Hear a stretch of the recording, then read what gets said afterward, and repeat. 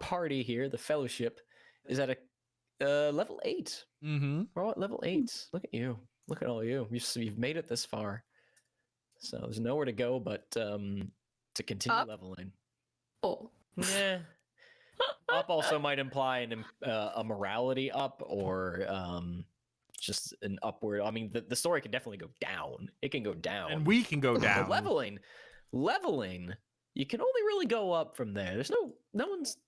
I'm sure Unless- somebody's done it, but no unless one's your character de-leveled a dies. character.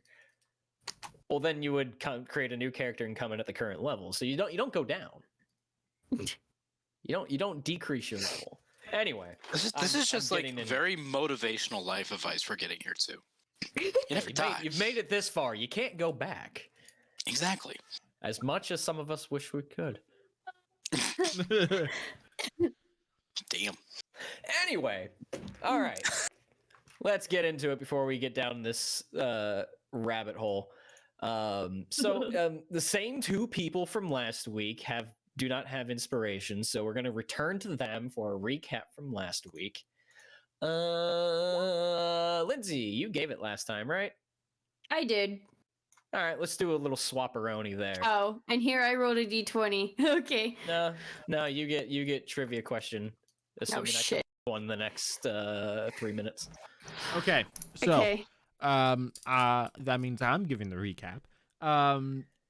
We started the session in Locke's bedroom with Galad. Bow, chicka, wow, wow. And the 3 of us were just sort of standing to the side, the 3 of us being Locke, Malvhor, and Cirion, while Fig and Galad had this really intense discussion and catching up, and it was some really good RP, and there are a lot of things said. And eventually we broke. We finished that conversation, and we made our way to bed, where Malvhor had another vision. And I'm not gonna go. I'm not. The vision was of the temple that we suspect is on the other side of the Forest of Rune, or on the other side of the Sea of Rune. And it was very vibes based, with some orange lightning. And then when we woke up, we got together with I have her name somewhere in here. It is escaping me. Nethel, who is the leader of the Avari here in the mountains. And we basically discussed why we were there and what we were going to do. We showed her the map that we recovered from the Wayne Riders, which showed the 2 camps, and then the forest camp, which Malvhor is completely assuming that is the place where the temple is being built. We learned that Locke went out with one of the Avari and Palando to investigate the area. And that is where they recovered Galad in the forest. And Palando sent the other NPC back with Galad and continued on with Locke for a bit before Locke had to abandon Palando as well. So we settled on a goal of finding and rescuing Palando before we decide what to do next. There are 3 major questions that Nethel once answered. And the most terrifying creature we were told about that has recently cropped up are the Dragonettes, which we fought before. And honestly, Malvhor was not impressed. That's only famous last words. only because Malvhor did not get hurt in that fight at all because he ran away. Please get clapped by one. Yeah, really. And after a heated discussion with Nethel, and many persuasion checks, we were able to persuade her that Galad would be helpful to come with us, as he knows the area, and he might be able to aid us in recovering Palando. Under the agreement that if anything were to go wrong, we are to kill Galad if he proves untrustworthy. We also learned that there are 3 captains if you include the woman at the temple. Pretty sure. I'm pretty sure that's my math is right. There is a Captain Uzriel, who is leading some of the orc forces, and then Thula has been name dropped as well as another captain who is learning sorcery from a very powerful sorceress named Dorwin. And so they're sort of like our bonus objectives if we're rescuing Palando and we have the opportunity to kill them. You know, we can take it. Get a little bit of extra XP. That's how your brain works. But pretty much, the session ended shortly after our discussion with Nethel, with us having to decide what path to take, and we proceeded the previous week not discussing that at all in the Discord or any sort of capacity until today. So we'll see what happens. I put in my 2 cents, so I didn't see if anyone else put in their 2 cents. But yeah, that's it. I was working all day with that question, so I was like, shit. That's it. That was last session. I'm pretty sure there's a no DM chat around Discord somewhere that There I is. don't have eyes into, which There is is. fine. So I can never right out assume if I don't see conversation happening that it's not happening. Oh, we have not But said we have confirmed that there's been nothing. Yeah, so. we have not said anything in that no DM chat for like 6 months. So No, I think there was something a little while we ago. resurrect I just it don't every once in a while. I remember. think the last time we resurrected it was right before the vampire fight. Yeah. As Kevin posts in it now. There we go. 523. Oh, man. There you go. Jesus fuck! It is October. Time It flies. is indeed. So- Thank you, Malvhor, for your recap. You may go ahead and take your inspiration. I'm gonna spend it. Yeah. Get a lower Fig. roll. Hello.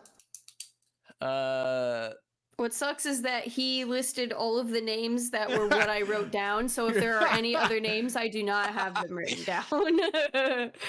I was like, okay, he said Palando. I have that one. Okay. I intentionally Uzrul. skipped some details in my notes to try and give you, try to help you then, out with your trivia question. Yeah. And then I was like, well, fuck. I'm gonna give you a choice. Oh no. Easy or hard? Easy? Of course I'd You like sound easy. unsure. Oh, give me the easy. Sure. Let's do it. Let's do it. Let's do it. All right, the easy trivia question. All right, Is it going to be easy though? Or are you just messing that is with me? entirely dependent on you, honestly.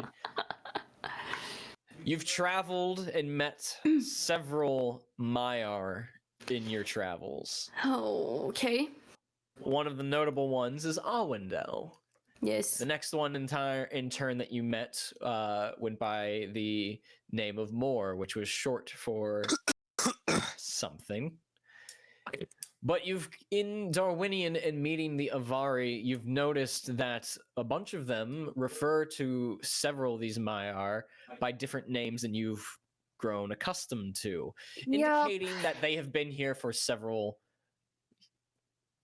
100 years, if not longer, and that they've may adopted various other names either to other cultures or just as time passed to represent something different than what they ever came here with. Oh. Palando is the name of one of the Maiar, aka one of the Blue Wizards, that have been sent to Middle-earth alongside Mor. Palando is the name the Avari refer to him as. What is the name he is currently going by? I have no idea. I think it was mentioned once. It has been mentioned out of RP and out of above table, essentially.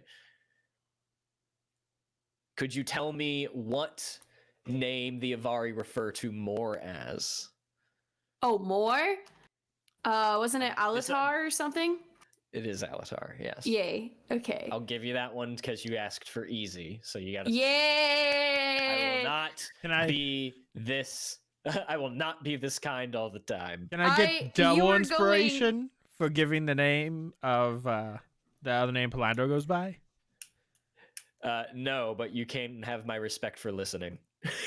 In my notes, what was it? This might, I haven't said it yet. This might be a typo, but in my notes, I have it written down as Rosamtano. That is close. I'm going to chalk that up as writing down as things are being spoken. It is Romestamo. Oh, fuck! I remember this now. I just flipped the M and the S. Yeah. But that was mentioned. So that was once. Close. Fuck. I didn't say it was going to be mentioned a whole lot of times. Yeah, that's in my notes from session 46. All right, it's in my notes now. The hard question, for what it's worth, the hard question was going to be, what race of elf was Locke referred to as by Galad?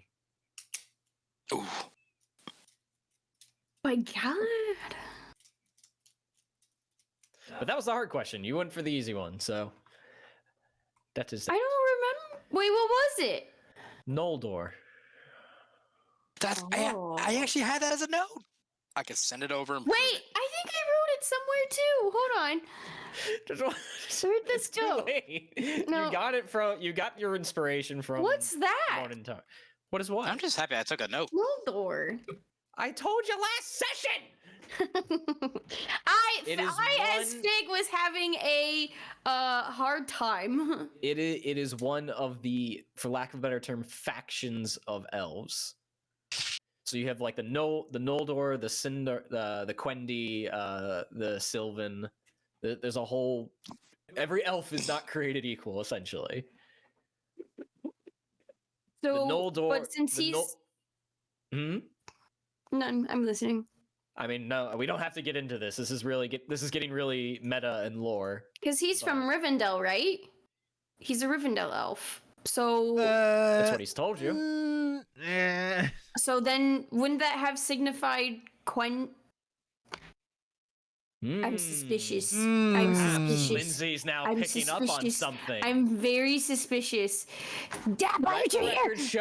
Let the record show to all of you out there. I don't do anything by accident. Everything said and everything done has a purpose. And Lindsay might have just caught on to one. I'm very suspicious. All right. So. I see you, Dap.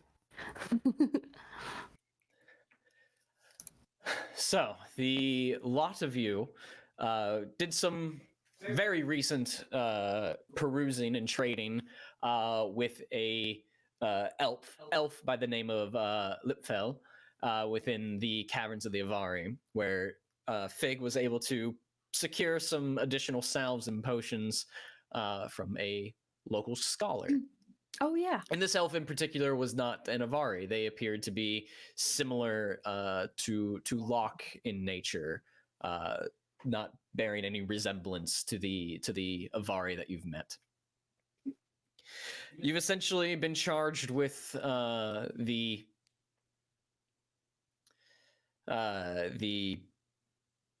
oversight of Galad, the shadow in the east that has been come to known, a terror through Dorwinion and Rune.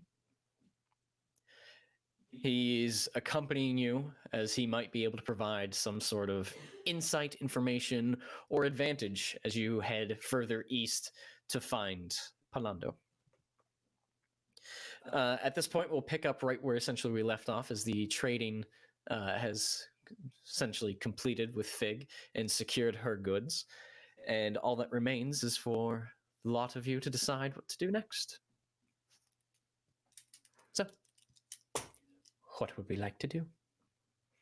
I say that we shoot out fire to the east and take the land path and give a wide berth to the Wainwriter camp to reach the forest. I don't trust taking a boat over the sea. I don't know what may be in the water. I feel like we'd be too close, too easy of a target. There has to be orc or Easterling boats out there. And do y'all really want a pirate episode? Kind of. No, I can't say I've been on water like that before. I don't quite have my sea legs.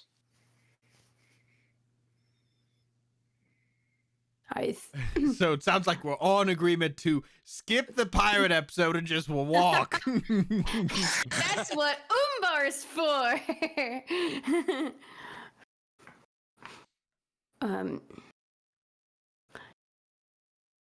Let's see. What are these 3 dots again? The one. They're camps. So we'd be passing over one. Yeah, more or less. We can go right through it if we want to, or we can go around it either by walking around it or sailing around it. I don't think it's too horrible of an idea to walk around, whether we go through it or pass it, because then we could at least try to scope it out, worst case. I think there's a big difference between going around it and going through it, because I agree. Because we don't know what situation Palando is in, but we that last Wainwriter camp we came up against really left us messed up. It did, and one did get away, so who knows what they know. I don't know if we could clear out a camp or deal with that camp and then rescue Palando. That might be too much for us to do. Yeah, I agree. But yeah, if we decide, we could still at least maybe get intel that could help when we come back to give you could always ghost bear to give Nithil. Yeah, that's what I was gonna say. Like I can spend a night ghost sparing it to get an idea of just what that camp is like, maybe compared to the whatever it's called, the temple. Does Spirit Bear, Fig, does your Spirit Bear form walk on water or swim through it? I don't think it would walk. I would imagine swim, but I've never tried it. Interesting. I've nothing more to add to that. I was just curious. Perhaps we will have to test it. I mean, we could find a pond or something and find out. There would have to be a bear-sized pond at the very least. Splish splash. It's fun taking a bath. Well, The then bear just chilling on the side, like we're getting ready to pounce and catch a salmon, just like it just acts like a dog in a kiddie pool, like oh. then it's settled. Except we haven't heard Locke's opinion.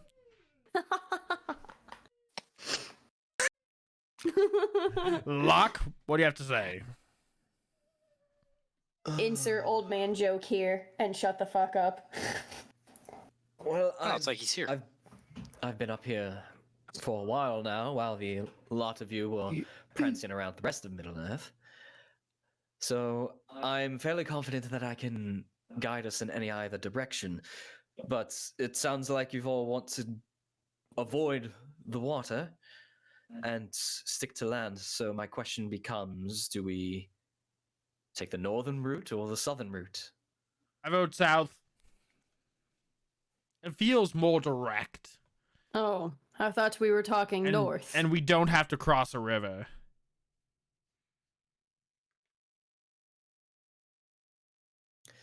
The river itself is wide in parts. There are bridges that have been constructed between both the Wayne Riders and the Darwinians around here. Do we want to cross a bridge that they pathing across? Do we want to cross the bridge that they built and control? That feels like a very bad choke point. We don't know who controls it. Yes, we do. Say, it's like, They're mostly nomadic, so they don't tend to stay in any one place to guard for long. Now we could very well, time it poorly. I'm just gonna say, if we go south, no bridges, no obvious choke points, big wide open fields for chariots to chase us down. I mean, to be fair, there's gonna be wide open fields to the north for chariots to chase us down too. But I still vote south. I think south, based on the size of this water, would be the longest route than north. If time is of the essence, we should go north. Longest by what? A day or two? I don't know. If I'm looking at this thing jutting out here on the map that we would essentially go around. To be fair, Fig, if we want the most direct route, it'll be across the water. Yes, if you are worried about time, perhaps we should take a boat. I am just trying to And the length of compromise. time is going to be entirely dependent on how much of a wide berth we give these camps or forts or whatever's there. Are you that concerned about time, Fig?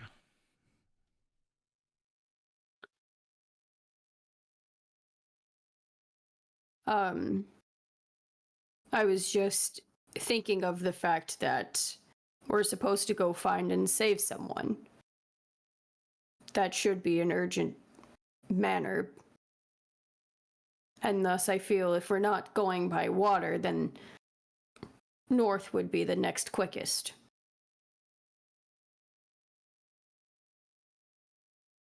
Well, like Locke said, it's really going to come down to that if we want to skirt by the camps or give them a wide berth. That's going to determine, how much more time we're going to add versus going by water. So it sounds like you'd rather skirt the camps rather than give them a wide berth. We're what? We're from the middle of these mountains here? Is my arrow pointing correct? And then we go nya? Yep.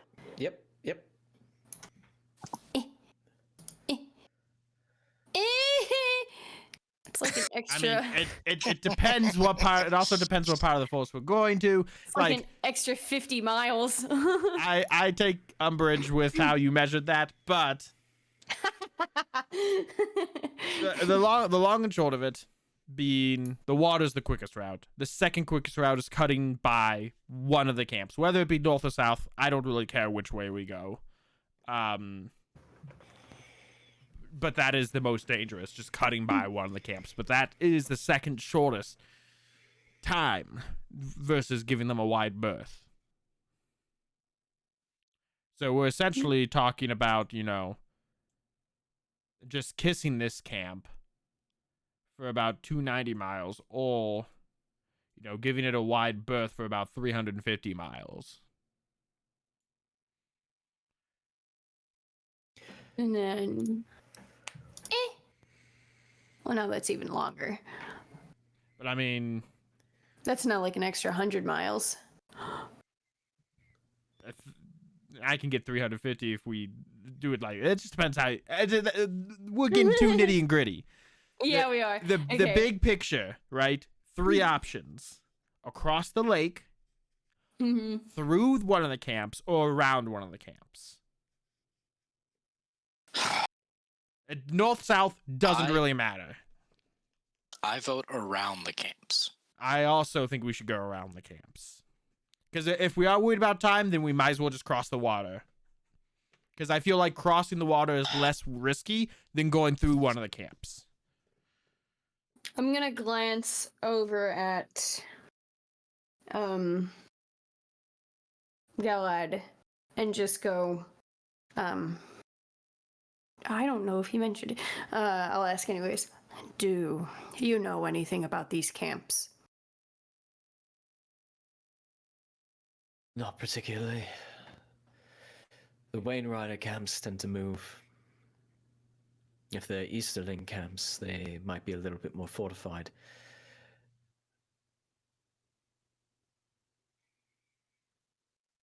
Hmm.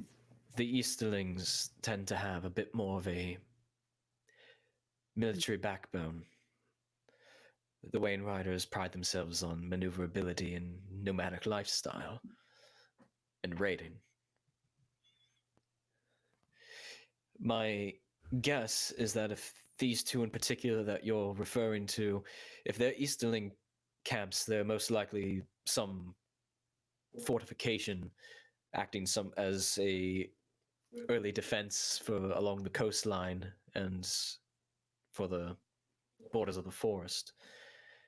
If they're Wainrider camps, depending on the time you found this information, they could very well be packed up and moved on.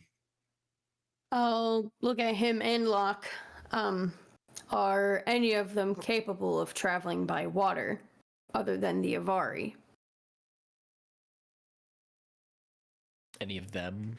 Are you referring to the Wainriders and the Easterlings? Yes. Okay.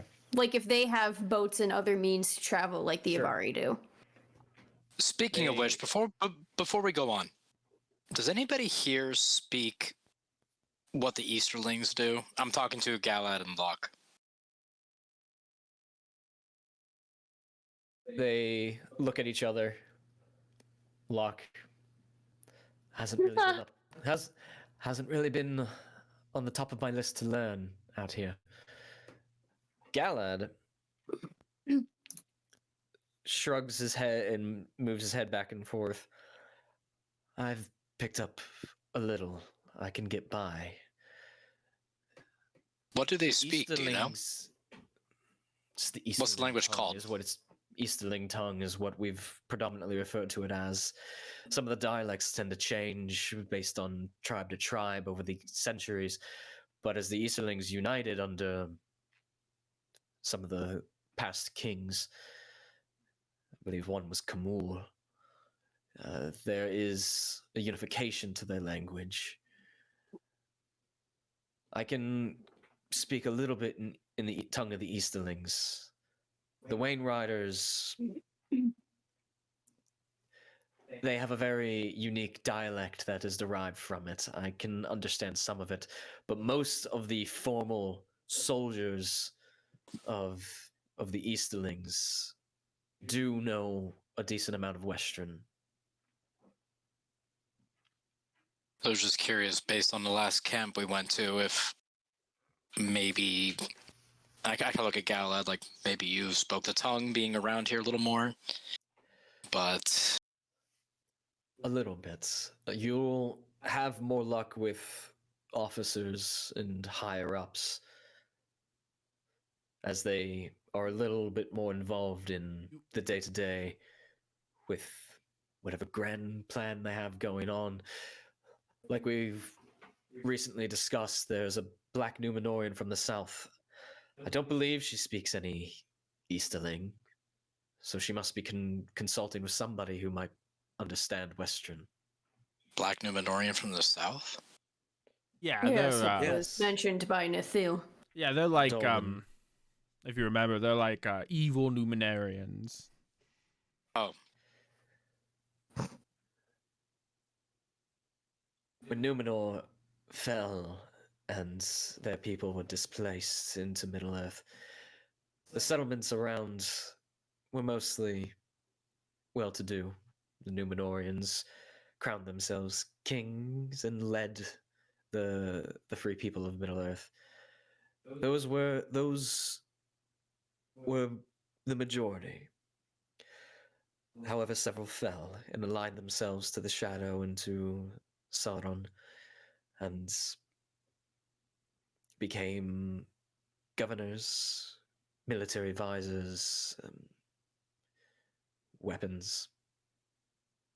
A good deal of many in the past learned sorcery from Sauron himself. I've seen firsthand what that kind of sorcery and evil can do. One of the more prominent ones, if memory serves, is an old black Numenorian. He's been around for centuries, perhaps a millennia. Eventually, he became so powerful that he was one of Sauron's right hands, a lieutenant of Barad-dûr itself. Aptly named due to his own charismatic features as the Mouth of Sauron. Yeah, we've actually come toe to toe with him. There's one by the name of Mordu. He goes by many names. I believe Many names, but maybe this is a recent one he liked and stuck with. I believe Mordu may have been his original name. I still like to know if they others have boats. Right. Circling back to that. I doubt Wainwriters have boats. The whole thing is horses and chariots. So, listen. Sorry, go on. The Wainwriters, from what I've noticed here, do keep to the chariots and their horses. What semblance of aquatic travel they possess is mostly reduced to fishing boats. Things that can be small and transportable, and when they come along rivers or seas such as this, they have a way of farming food. The Easterlings are a little bit more adept than that. Larger ships, though nothing in comparison to the navies of the Grey Havens or even of Gondor. So hear me out. I know I was advocating for the ground, but Fig is concerned about time, and if we go by water, we don't have to worry about chariots or horses. We can leave our horses here. We can take a boat, and that eliminates a complete threat, the complete threat of the Wainwriters. And it's the quickest. They have ships. Where was that, Fig? I feel like the Wainwriters are going to be the problem. Sorry.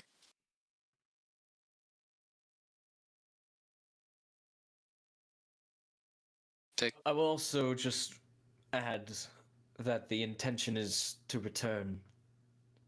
So bear in mind on how we arrive and what nature of exit we wish to make.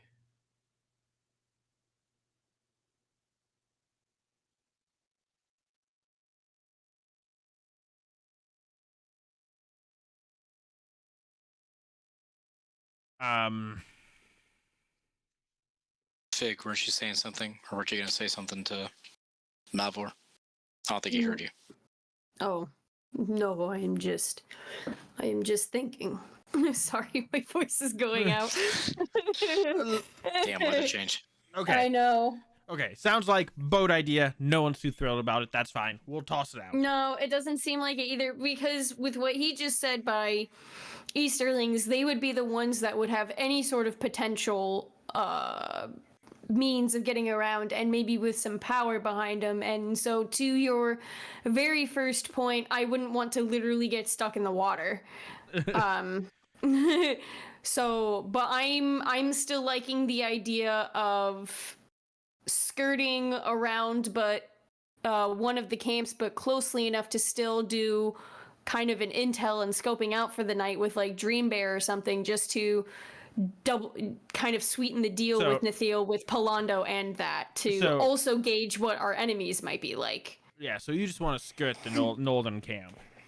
I don't want to go through them, yeah, but I wouldn't. I mean, but Dreambear can travel up to 3 days of distance, so like, it could still be a wide skirt, like the two of you are arguing.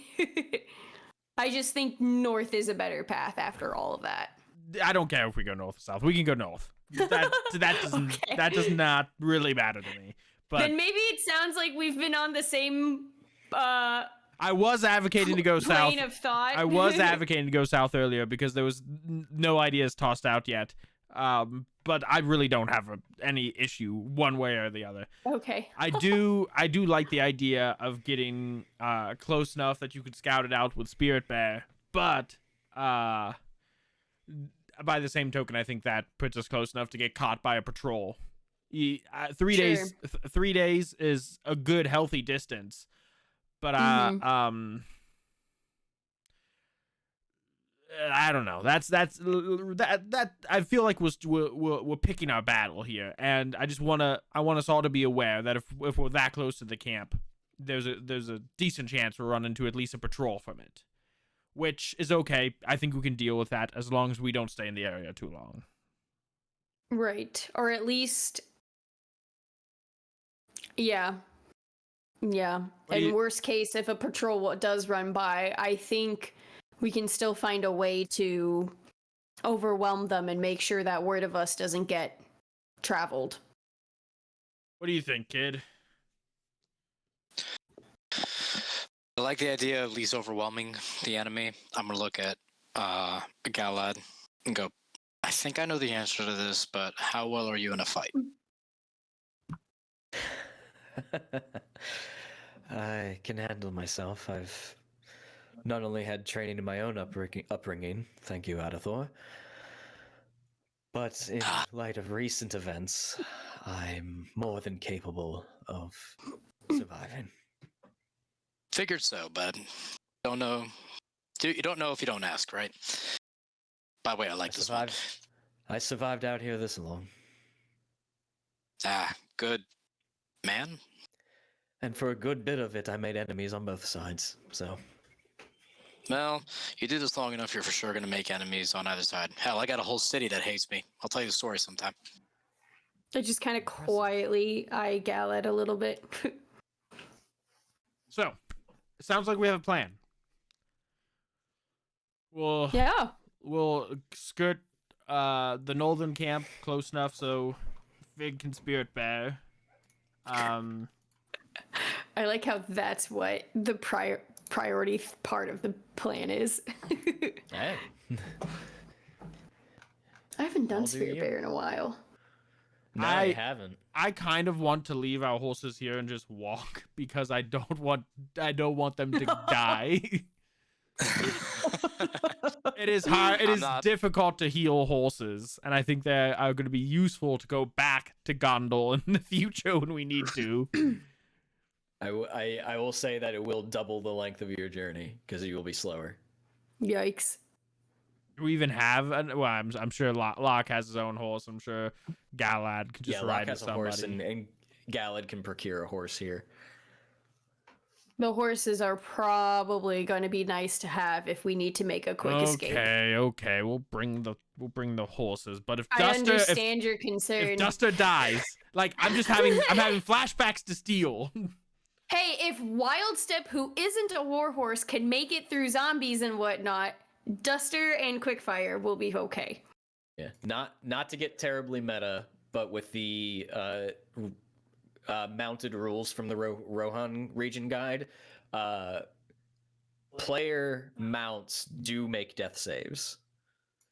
So they will not die outright unless it's an absolute. Yeah, I think you mentioned situation. that. I think that. I think that happened with the while zombies, or that came up when we were finding the zombies. Okay, so we'll take the horses. We'll skirt the camp. Having the horses in the forest is going to be rough, but we'll make do. Done it before in Greenwood. Cool. I feel like Greenwood was safer though, but we'll make do. We won't back down from a challenge. Depends on if you know how to travel it.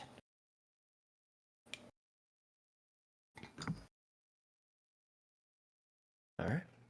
Now, if the Greenwood was called something like, I don't know, Shadowwood, then I'd feel like it'd be a lot more dangerous. Foreshadowing.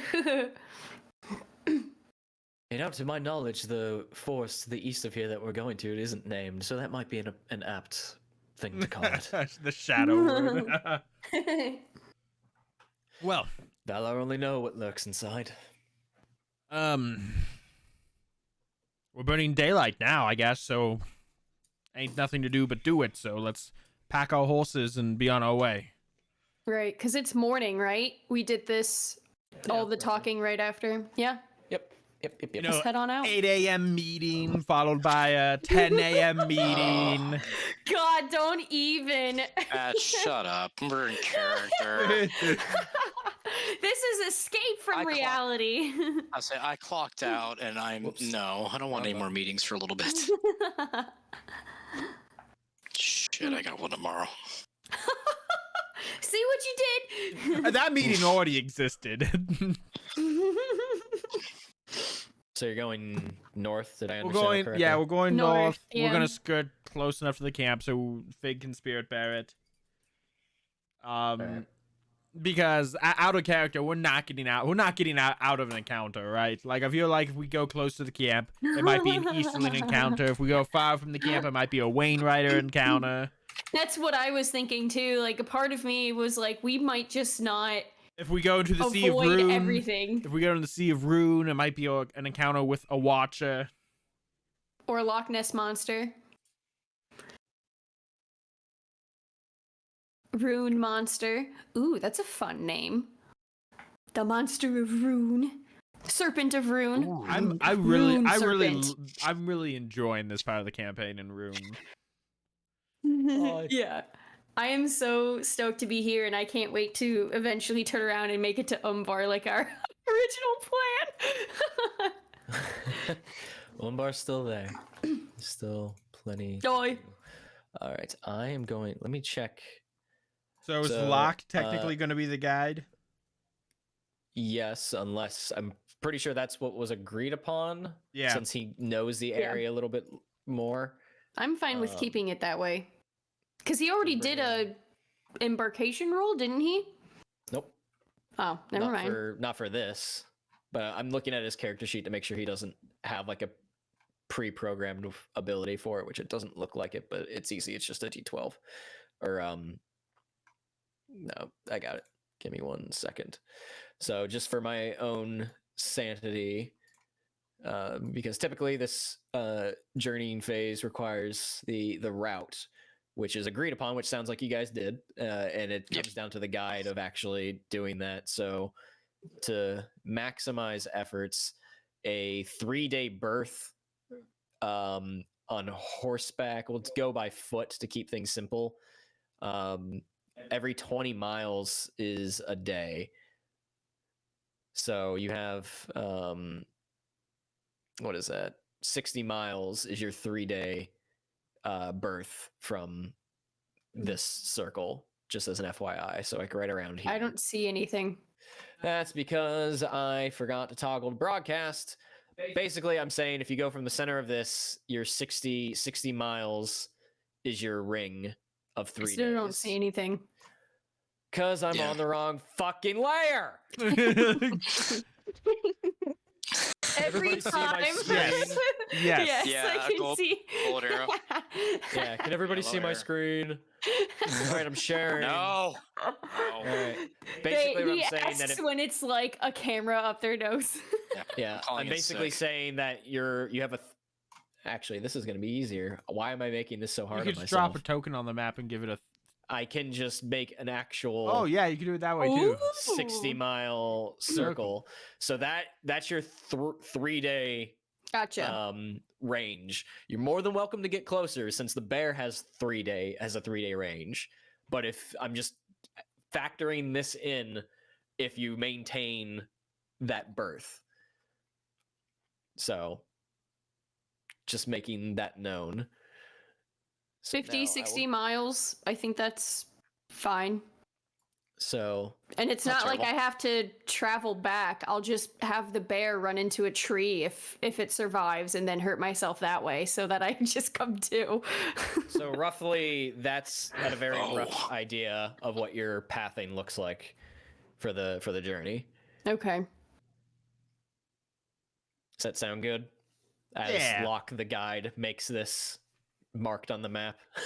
Yeah, that's fine by me. All right, then I will go ahead for my own sanity.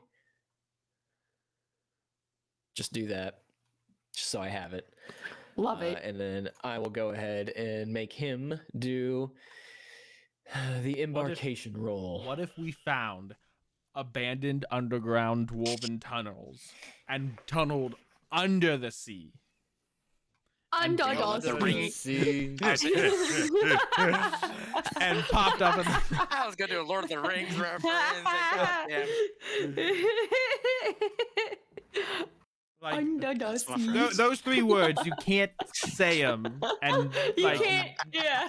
not think of it. Then, but then the next one that comes to mind is Secret Tunnel. Secret tunnel through the Oh my God, mountain. I watched that episode semi recently, and I was just, it's a good show. I miss that show. Look, I just Just wanna the say an little quips. An underrated line in that episode is, "Hey, someone's building a big campfire." Yes. It's One like, of how my- stupid are you? One of my favorite episodes was the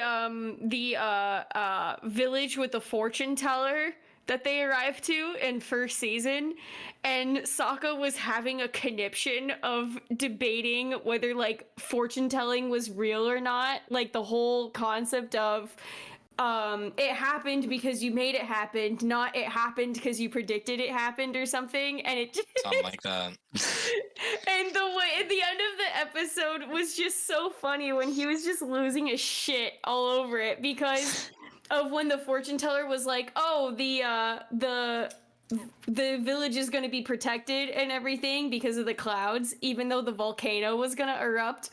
And then they did all the things to protect it. Like, but she said it wouldn't be destroyed, and it wasn't. It's still She was protected. right after all. Sokka just lost his shit. He's like, It I was hate so you. funny. It was like my favorite part.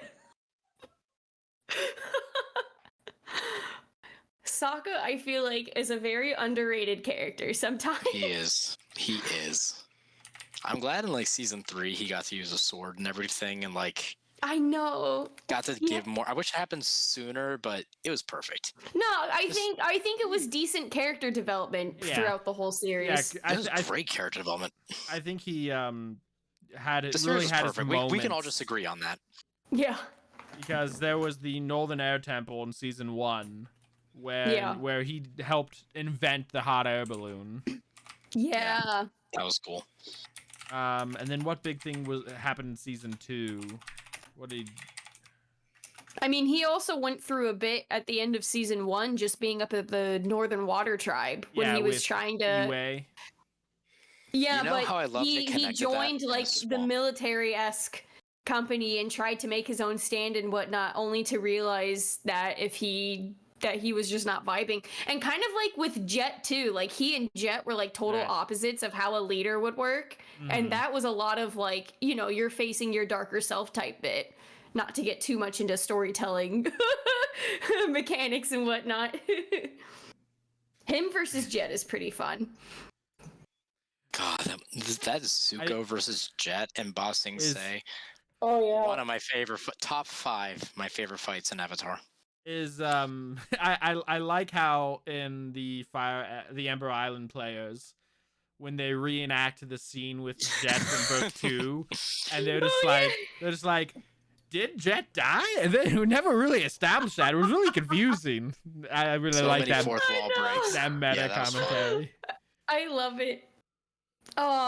Jet's I like need to the keep only watching that series. character who like that's as close as they got into like killing somebody in that show. Right. Because there are things that happen that you're like, that would definitely kill somebody, but they don't linger at all. They don't give you any idea that that person Yue died. straight up died. She didn't die. She became the spirit of the moon. That one's complicated. Yeah, as it's Sokka all said, my girlfriend became the moon. it's Like- all That's complicated. funny. But speaking around the same episode, there's the guy. This is just becoming an Avatar stream. I know, we're just letting. What's role playing There's- right now? there's the son of the Northern Water tribe chief. Oh yeah, he went on that like covert mission to take out Zhao, and Zhao just throws him off the ship, and we don't see him die. But What he's I dead. love, that was like a minor inconvenience to Zhao. He's just like, okay, here's my plan. And the guy comes in, and then Zhao yeets him off the side, like you said. He's Yeah. like, anyways, here's my plan. Yeah, but that to circle around, that also just adds more to how Sokka has grown as a warrior, because at the very beginning of the series, he was just like that, who would just throw himself into danger because he could, and that was the warrior way without thinking, and now he's got some experience under his belt. So it looks like Brian's ready. Okay, we're done. Yeah, so Cirion, you should This really is, read. This is You should Malvhor really. telling a fireside tale the whole time.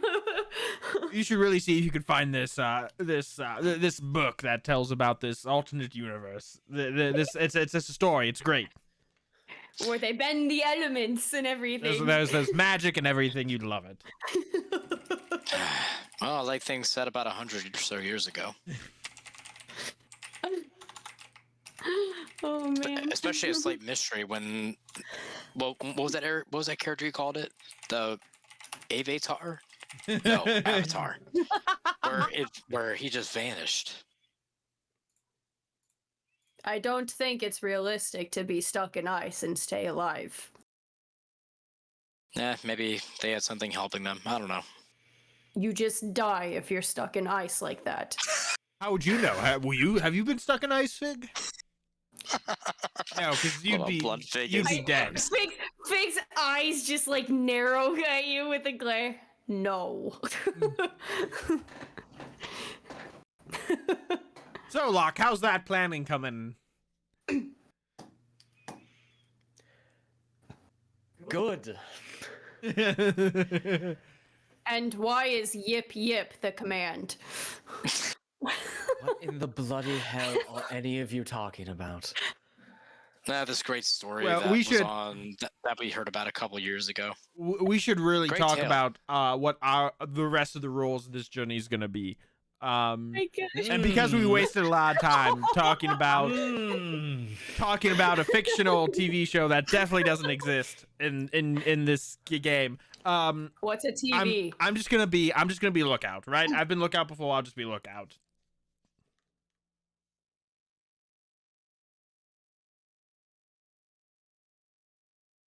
Okay. I can do Okay. what needs to be done. Okay. What's that? So I'm We've done lookout. 100 journey events. I'm And I still thought- pulling I was waiting for I'm someone lookout. else to start. I'm lookout. Fig is hunter, and Kid, you're gonna be the scout. There, I made the Yes. executive decision for everybody. I said I would be a scout. Fuck you, executive decision. Someone's antsy to go. Let's Well, go. I do feel guilty because we wasted a lot of time not playing the game.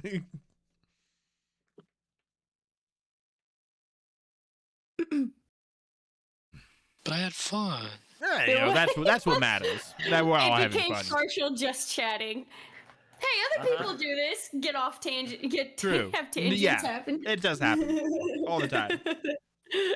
So I have Fig, Hunter, Malvhor, Lookout, Cirion, Scout. Ah, Yeah. Correct? That's All right. that's our Yeah. standard arrangement anyway. Now that you have your fourth back.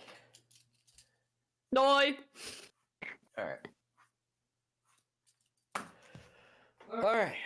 Well, typically at this stage,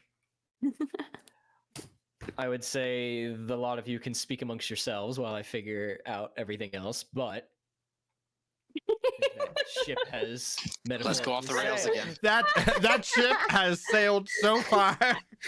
It's halfway have to go- through Rune already. You don't have to go off the rails. When I say talks amongst yourselves, I'm saying RP amongst yourselves. We could do some It's a Odyssey. role-playing game. It's called relationship building and character development. Oh, I'm sorry. Apology accepted. Oh my god, Kevin, you're fired. Oh, that's still one of my. You all go and retrieve your horses from the interior cave stables that the Avari have. Locke also retrieves his horse, and Galad acquires a jet black horse, the Black Mane. Ooh. That does feel very edgy for Galad. I'm really happy he's exploring that side of himself. I was gonna say, if any character deserves to be edgy, it's Galad. I mean, you're right. It is Someone's gonna on get point. caught with that much edge. You all make your way back out the cave where you originally came from a day prior, and follow the narrow cliff pathing around several peaks of the mountains to eventually go through several downward paths that have some very steep drop-offs, and you hear occasionally the low rumble and growl that sort of echoes and bounces off the ravines in the rock face that you recognize as the guttural communications of dragonettes.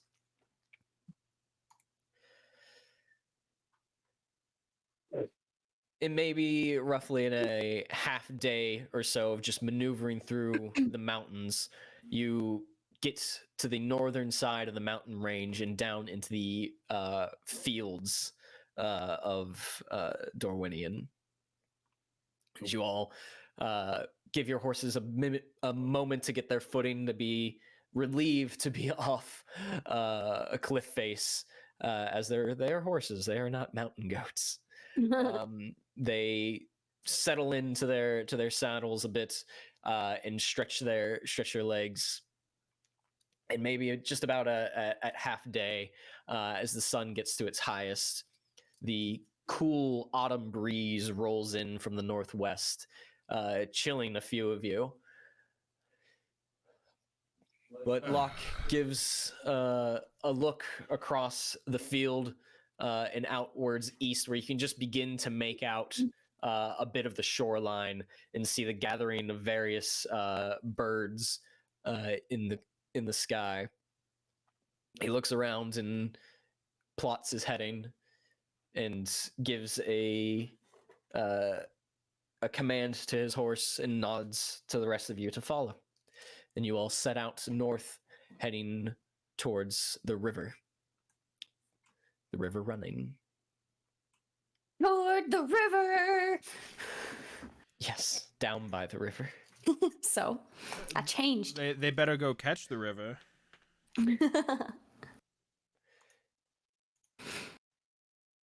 And at any point during this journey, as always, feel free to interrupt me and tell me what you might be doing in the given evenings or days of travel.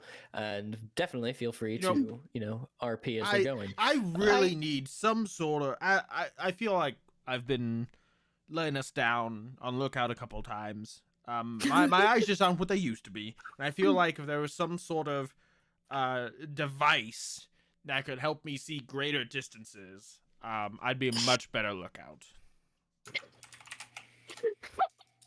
Maybe like a cylindrical device of glass that, just like really magnifies things or allows you to see very far away.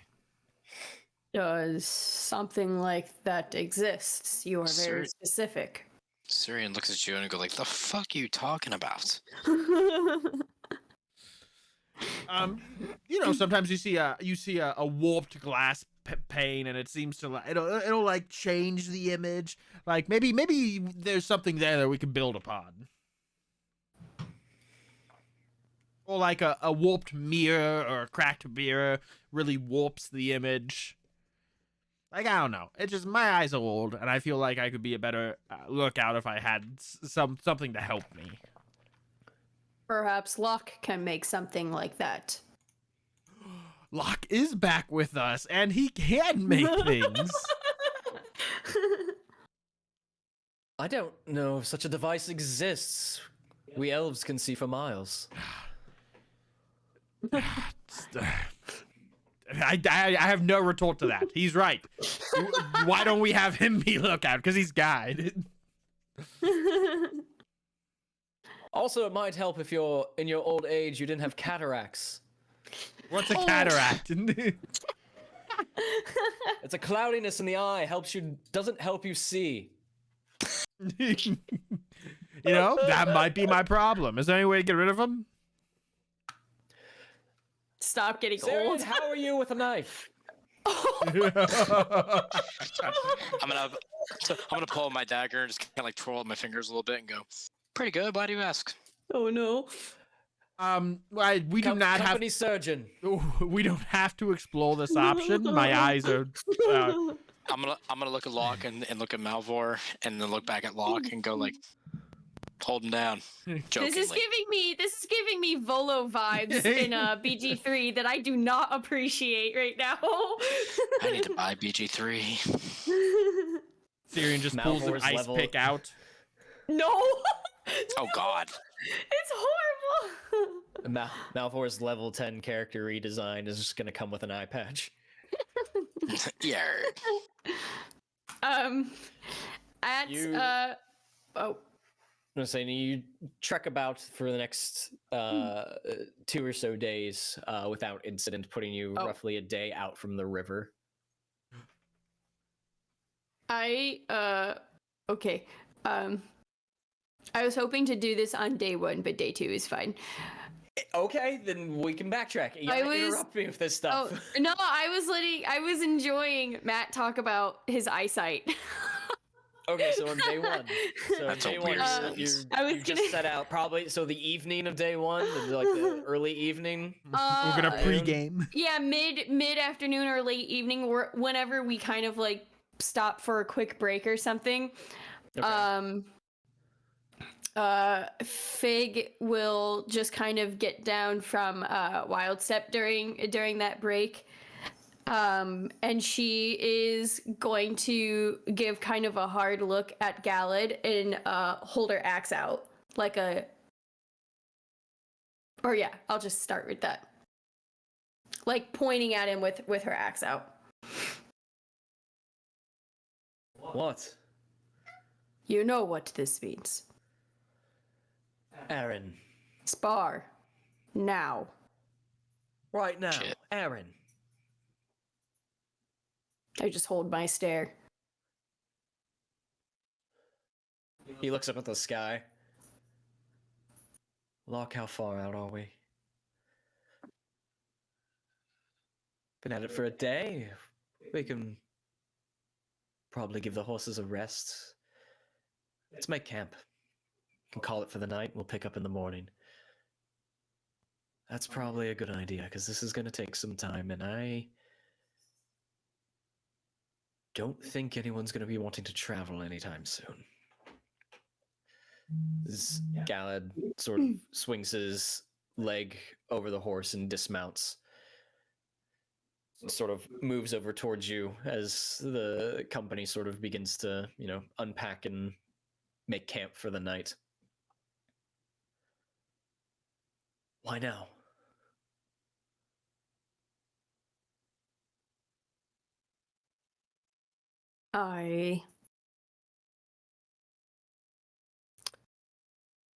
Let's see what you can do.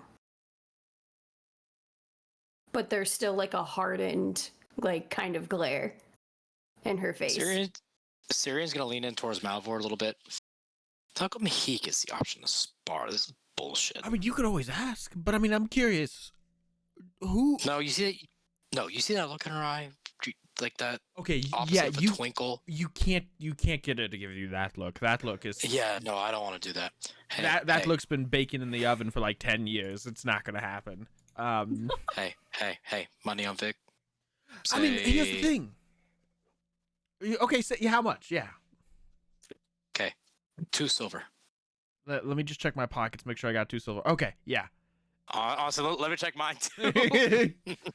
I'm just waiting to see what Galad does as I slowly lower my axe and with a tense grip, and then with my other hand I'm just kind of playing with the ribbon a little bit, waiting for his answer. If Fig, You see his eyes travel following the axe in the Yep. 2 silver, playful- Malvhor. playfulness with the ribbon. He shoots his eyes back up to you, the red, glowing like eyes that meet yours. We don't have to do this right now. I got 2 silver on Galad. If Fig doesn't go bear, which she shouldn't, that's her strongest ability. Fig also has a habit of holding back until the situation gets really dire, and I think that's gonna be a disadvantage here against someone like Galad. So I'll take your bet. Where I mean, we haven't seen what Galad can do. We've seen what I mean, vampires can do. You don't get the nickname Shadow of the East because you're a pussy. No. Yeah, exactly. That's why I'm two silver for me that Galad wins this. All right, That's fine. 2 silver that Fig wins this.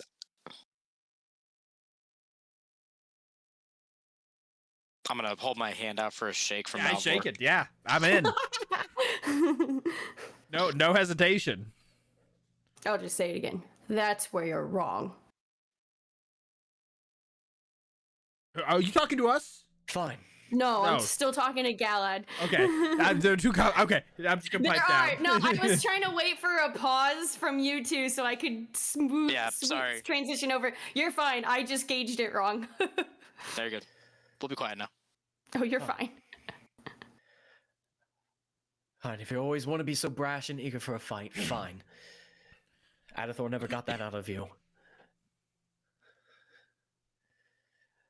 I don't think you should be the one calling anyone brash from what I've heard. That's rich. That's real rich, Aaron. I'm gonna lean in towards Malvhor. Oh shit. Yeah, the trash talk is like, it's really up there. Are you going to draw your weapon or not? I'll draw it when you give me a reason to.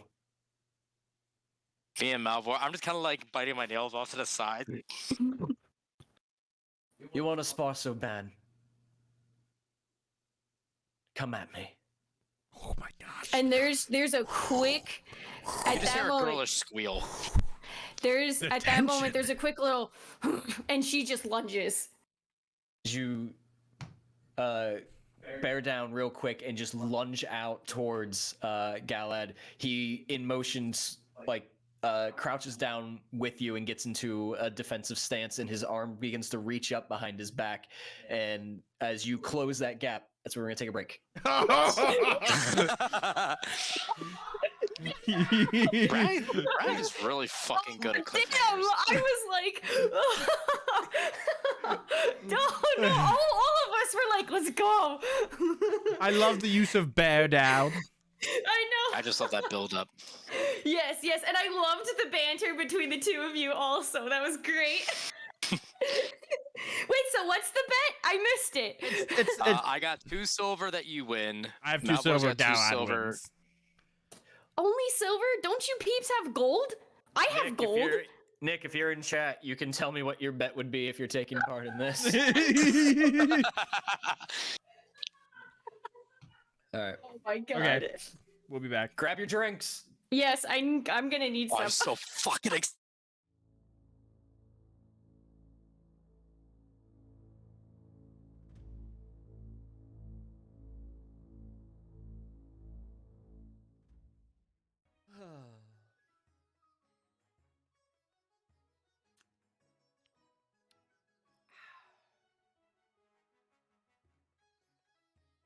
It's hard being a ruler, but it is good to own land. Ooh, I'm a bear, I'm a bear, I'm a bear, I'm a bear. I'm a bear, I'm a bear, I'm a bear, I'm a bear. I'm a bear. We need to Rise. leave. I'm a bear, I'm a bear, I'm a bear. Look at me bearing around.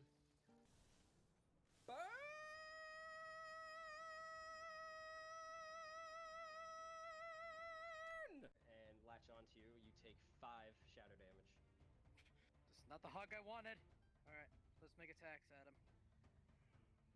Roll them dice. You missed my birthday, bitch? Be all right, Heidi. Everything. Gerda, I have a couple of questions. Yes, Take your little mouth, Gerda. You've said enough already. Probably go up on sale tomorrow. My donut! I got it. I lost it. I dropped my donut. Now, where do they keep Mepsies? Regards. Oh, come on! Oh, well, guess I'll just kill myself. Talks amongst yourselves. Yeah, so I think Are we there yet? I think that way might work. Are we there yet? Kevin, you're fired. Don't have us talk amongst ourselves then. Oh, I'm sorry. It's a role-playing game. Beyond your years, my lady. I really wanted the bird. Someone get me a bird. Someone go on a hunt and get me a bird. Someone get me a bird. Your Majesty, the acclaimed playwright. Hello? My queen, a gift from the Southlands. That's a bird! You're welcome, my lady. Just know which house gave that to you. Oh my god. Chat is screaming at you now. Said the thespian. Meh. Oh no. In Lindsayisms. Audience meh? Chat meh? Oh my god. I think you've lost it. I need to stop doing things on stream. Adventure. Now let's take a moment here and listen in to the teams mic'd up. That's mine, that's mine, that's mine, that's mine. Fuck you! We're gonna get Yay! a quest from Win. What kind of shady stuff is he involved with? The fangs of In smog. my younger years, I was a master assassin. I have made lots of enemies. Kiss All right, this is a ass. send it one. Yeah, it's a send it, but it's all about timing and finesse. Not like that, you fuck!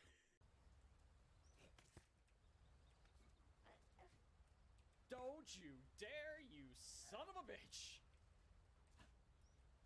Why?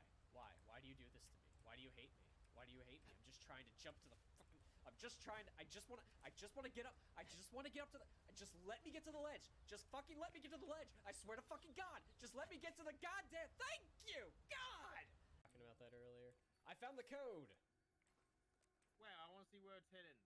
It was behind the gate. Like we suspected all along. Let me know when you're ready. Ready. Flying duck. Duck. Flying duck. Duck. Flying duck. Duck. Baked potato. Baked potato. Baked potato. Baked potato. Taking a break. Duck. There is a pause button, you know. Duck. Just took a bit Yes, Those are all the clues I would have used, which is why I got really excited. She claims that she is of a particular tribe of hobbits. What is that tribe? Crap. Oh, man, it's on the tip of my tongue. I really gotta start taking notes. I think Brian's doing this. Start making me take notes like this motherfucker. You know what? The Green Tribe. Incorrect. Written Yep. down. She is a follower. Okay, fine. I'll start taking more notes. Fuck y'all. Just like that. Health back. Go back. How is everyone? I'm doing. Why are they back? You hear something.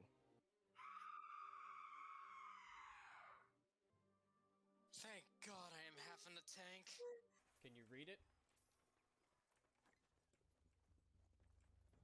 Yes. All right, hit me. More than this to stop Okay, the I'm gonna do my strange best to describe brigade. these. These are hard. We hope. Okay. Especially because I'm a little tipsy. So the first symbol is a blob with no hat. Does that make sense? Apparently not. And just a common tax for the patricians. Sire, no, it's poison! It's poison, you say? Ow. Take a look at this map. Want a better look? Oh, look at that. Can I jump into this? Gravity take over, but there's that. What the hell do I get? Oh shit! Oh shit! I'm sorry. I'm sorry. I didn't mean it. I feel like maybe I shouldn't, but every time I use my inspiration, it goes down by one. We need to rest in peace. I'm gonna stop using my inspiration. Oh, you're asleep on the job!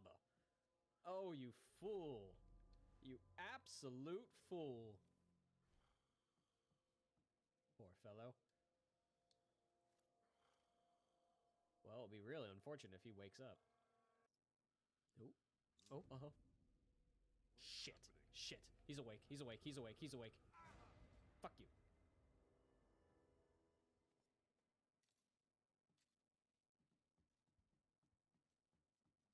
Go back to sleep. Fill out into fur as her whole form begins to shift slowly into one massive adult brown bear. Ooh.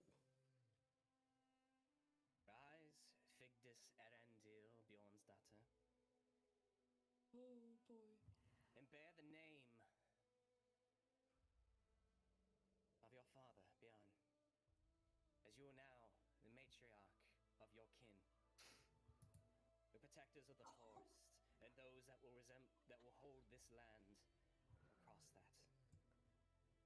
From this moment on, your people will be known as the Bjornings. Oh shit! I'm a bear! I shall stand with you. Shit, you're on your own.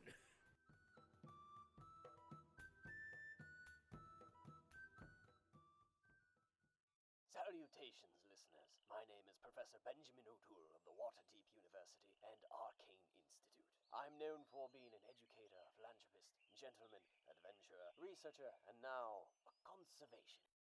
I wish to express my concern as of late in regards to the dwindling population of the majestic owlbear. These beautiful creatures are all too often poached and hunted by so-called adventuring parties for resources like hides, arcane focuses, foci, and experience. Here at the O'Toole Owlbear Conservation, we are making a difference with our foster and breeding programs by taking in orphaned cubs? No, chicks. Juvenile owlbears. Our volunteers work closely with the owlbears in our care until they are of age and suitable for the reintroduction to the wild. Without our, and potentially your, intervention in this matter, owlbears could very well disappear from our forests. So, how can you help us in our effort in preserving the Aves mammalia? You can get involved in this effort by symbolically adopting one of our owlbear juveniles. Your donation will go straight to their support and care. Take a tour of our facilities and read our various literatures to educate yourself on this wonderful creature. Write to the lord or lady of your land and encourage policies that protect such wildlife. Learn Druidic magic and swear to the safeguard of the wilds and all the creatures that live inside of it, vowing to the defense against the brutal adventuring parties who go hunting for these gentle creatures in such a barbaric manner. And in that vow, you follow an ancient Druidic path that eventually leads you to the spirit of the forest, and they bestow upon you the power to take back the lands that once belonged to the beast and the bird that roam upon this realm. Recycle. Please help us in this noble effort. For more information, please direct all correspondence via a sending spell to the Office of Conservation at the O'Toole Owlbear Conservation. For inquiries regarding my research, Adventuring Days, my latest publication, speaking opportunities, private lessons, book club, and knitting circle, please forward your sending spell to the office of Sir Benjamin O'Toole of the Waterdeep University and Arcane Institute. The O'Toole Conservation name, logo, and image are all protected licensure and owned by O'Toole Philanthropy. Use of this without the express written consent of Sir Benjamin O'Toole could result in legal action, a failed death save, a gentleman's acknowledgement of a worthy adversary for being outfoxed, and or loss of consortium. Side effects of Druidic magic can include uncontrollable vine growth, sun fascination of fungi, inability to revert from wild shape, body odor, an acquired taste for good berries, splinters, tanking for the party, depression, and or becoming one with the elements. The O'Toole Conservation is not responsible for anyone being maimed, eaten, killed, or disfigured by anyone attempting to approach owlbears. Please do not contact our officers with liability claims. We will cast silence. We mean it. Casting and speaking with animals within our facilities is strictly prohibited except by authorized personnel. We will take legal action.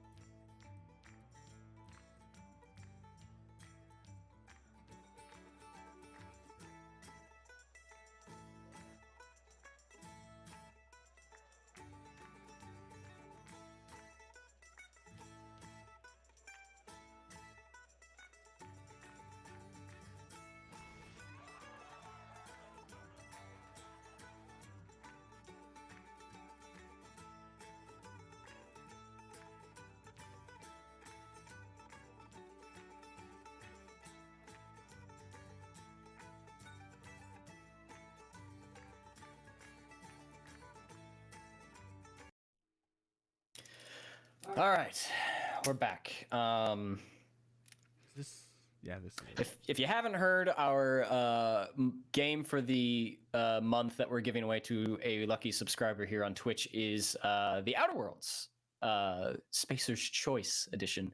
So that was voted upon you in Discord. So thank you for voting. If you want a chance to win that, all you have to do is shoot us a subscription here on Twitch, and you'll be automatically entered, and we will announce the winner at the end of this month. Or the beginning of next month, and so on and so forth. And everybody in Discord has the opportunity to vote on the next game when we get to it next month.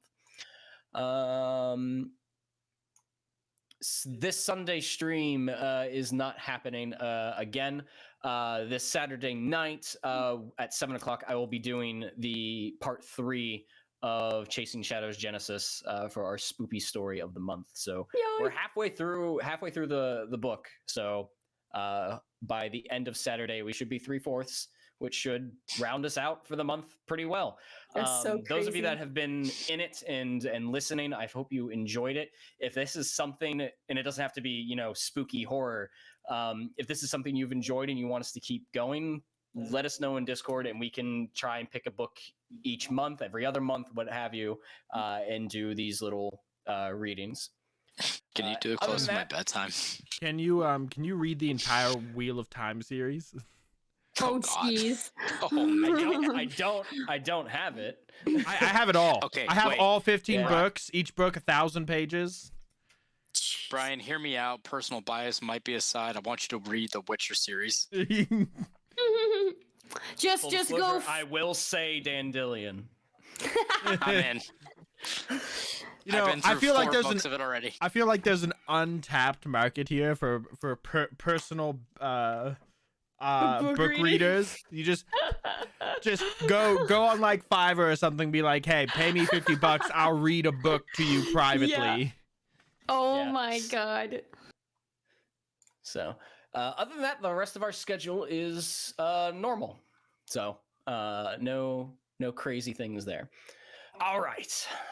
Let's get back into this evening's stream. Fight. Can I please Bruce Buffer this and test my VO potential? Ladies and gentlemen, we are live! Coming from Middle Earth in the middle of buttfuck nowhere. So, as you all begin to set up camp, and along sort of in the middle of it, you find Fig and Galad maybe 10 feet from each other, standing with a 1,000-yard stare to one another, as they exchange a few words, and there's a silence that sort of sweeps across the area. With all you hear is the gentle caress of the waves from the water nearby, and a few chirping birds. And in one split moment, the two of them almost mimic each other's movements as they both crouch down, one in a defensive stance, one in an offensive stance, and Fig begins to move to close that gap. Fig. Yes. Put yourself on the map. I need initiative. Yes. So let's do this. There is something I might want to do. Should I roll initiative? We can cross that when we get there. If you're not actively taking part right now, I'll say you can stay out of it. Okay. No way. It is not a 4. I have advantage, you stinking thing. That's a little better. I don't like that it's a 12, but fine. You use inspiration on that? No, I have advantage on initiative. Oh, that's right. You do. Look at you. All right. As of... What is this? Black Mist? I'm going to play Lord of the Rings Online. I'm going to make a Bjorning character, and I'm going to name her Fig.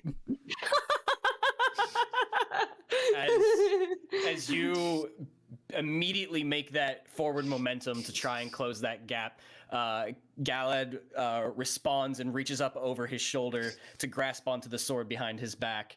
And here's for his grand token reveal. Oh my gosh, it's so sick! Oh no! Look at that! Look at that fit, 9. though. I want to make a Galad token now, unrelated. So that with a 9, Fig, Yes. As poetic justice will see it through, you have the initiative. Right, so I lunged with my axe overhead, ready to do an overhead swing to bring down on him. And that's going to be my first, obviously, non-lethal attack at him to see what happens. All right, go ahead. I'm gonna turn to Cirion. I'm gonna be like, this seems a bit more rough than sparring. I don't know about you. I don't know about you, kid, but in the military, we use, like, dulled weapons, not our actual weapons. I was about to say, are they using their sharps? Yes, that's her axe that she kills orcs with. Is that? I don't know about this. Natural 20, that will hit. Total of 26. Go ahead and roll damage. Hey, Malvhor, how about upping our bet to a gold? Oh, I'm on board. I'm on board. 9 We shake total. again. So 9. As you come sprinting through at a speed that he was not anticipating, he actually steps back and you catch him flat-footed as he gets his sword about 3/4 of the way out before you actually before you are already mid-swing. As he pulls it out and you make the swipe, at the last second he is able to bring out the sword, and actually his guard is broken and pushed into him, and it makes him stutter back a couple of feet, and you do make good connection, but he is going to use his reaction for snake-like speed and have that damage. Rude. Okay. So he's like this now? So he's basically like this as he stepped back maybe 2 feet. You're still in melee range. Okay. I'm trying Then to I'm going to, as he does that and gathers his bearings, I'm going to do a fake kick at his knee as if like I'm trying to bring him down, and then what did I do? And then kind of do a quick pivot with the axe to do another swipe. As your martial arts instructor, I am very proud of you right now. I'm trying to make this. Attack. What'd I do? Oh, 24. I was like, that was almost another nat. 24 will hit. Okay. Oh, Jesus. 11. 11. That's a lot of damage. And then solid damage, but you do notice that even though he still is able to parry a bit of this off, he's recovered fairly well, and you're getting the inclination that what bits of your attacks do land aren't following through as well as you think they are. Gotcha. And then as I finish the 2 quick attacks and kind of wait to see what he does, and I hear the banter of us using our real weapons and whatnot, you'll hear a Fig under her breath just mutter, "He can take it." And then I'm just locking eyes on him. Okay. I'm gonna make that my turn. I mean, this is how injuries happen. Look, is that an actual blood? He doubles back. So before he takes his turn, can I really quick just say, are you just gonna take that, Galad? And I'm gonna give fuck you, motherfucker. I'm gonna give him a gift die. You some bitch. D6. Where is D8. Malvhor, according to me? Is he standing? We're right next to each other. We just shook hands. We're right next to each other. You guys You're can be doing wherever peanut you want. gallery. Can I push him over? I'm not even gonna resist. If he wants to, I'll fall. You guys can narratively do whatever the fuck you want in this scene. I'm pushing you over as you announce that, just like over the back of the log or something that we're sitting on.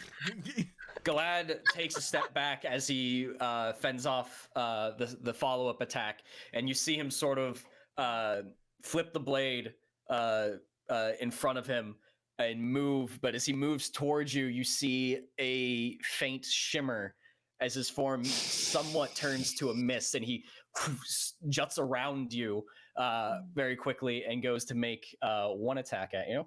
Uh-oh. With an 18. I'm going to say that she was so eager to start the spar, her shield is still on her back. So her AC will be 16 right now. Okay, good to know. To be So honest. So the 18 will hit as he comes around and makes a quick slash across the side of a blind spot. 18 will hit. That will be 12 slashing plus an additional 4 necrotic. Oh shit! Yeah, you're sparring with a vampire using real weapons. Okay, I'm sorry. That was 16 total? 16 total. Because you're also not raging yet. No. As he makes the attack and his cloak sort of flutters out, and he in almost like a beat, but it feels like longer than that, as he just holds the form as he follows through with the attack, and he takes an inhale in. You're going to regret this, Aaron. And he swings the blade around his back and brings it out on the other hand, and with his other hand attacks from the other side with a 16. Oh shit, yeah. 9 slashing and 3 necrotic. Okay. Is Galad holding back? Like, because Fig is doing non-lethal damage. Can I tell if he's doing non-lethal? Go ahead and give me an insight check. That's a good question.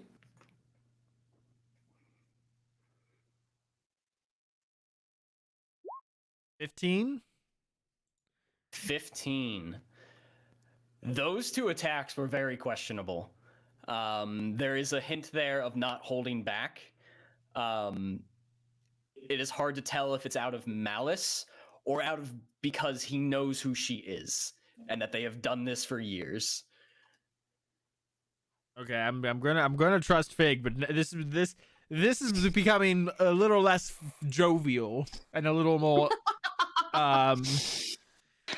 Did you think it was going to be jovial? I mean, to a certain extent, I didn't think it was going to be life threatening, but it might be. Yeah, I was saying not lethal. Damn, kids. Are you ready, kids? Jesus Christ, Captain. He finishes up the attack and swaps the blade back over to his dominant hand, and he actually pushes off and moves back about 15 feet from you, which does trigger an attack of opportunity if you choose to take it. So is he still behind me? Like my back is still to him because of that? So, okay, that's fine.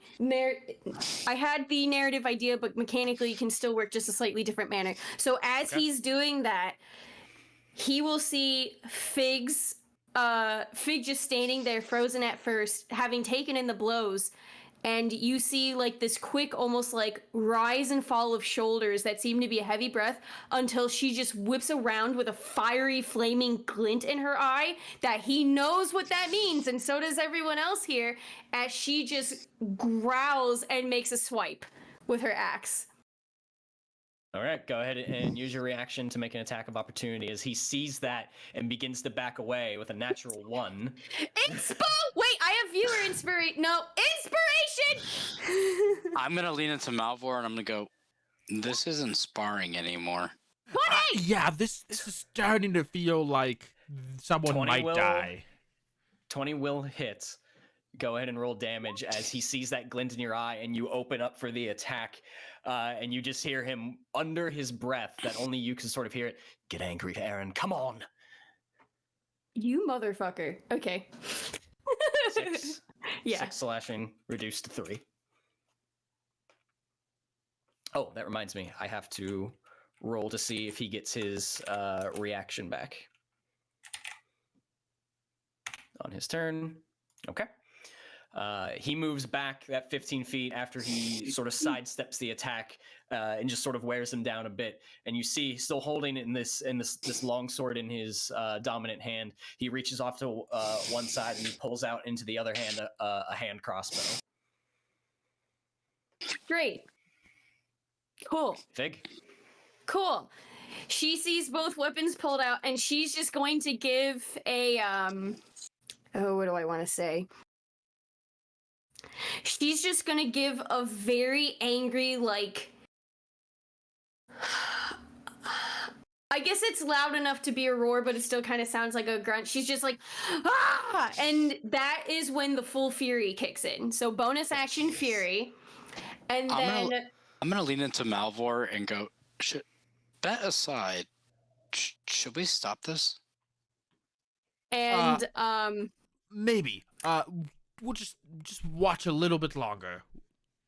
We'll come back to it in 6 seconds.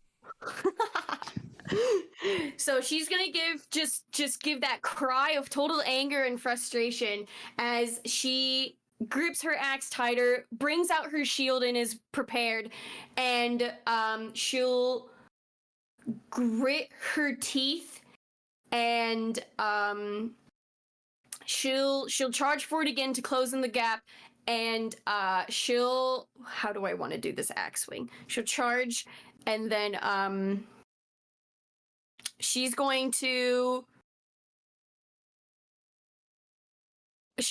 I can't think of anything right now, so she'll just make a swing, but it's going to start being reckless, so I will make this a reckless attack. Okay, go ahead and attack with advantage.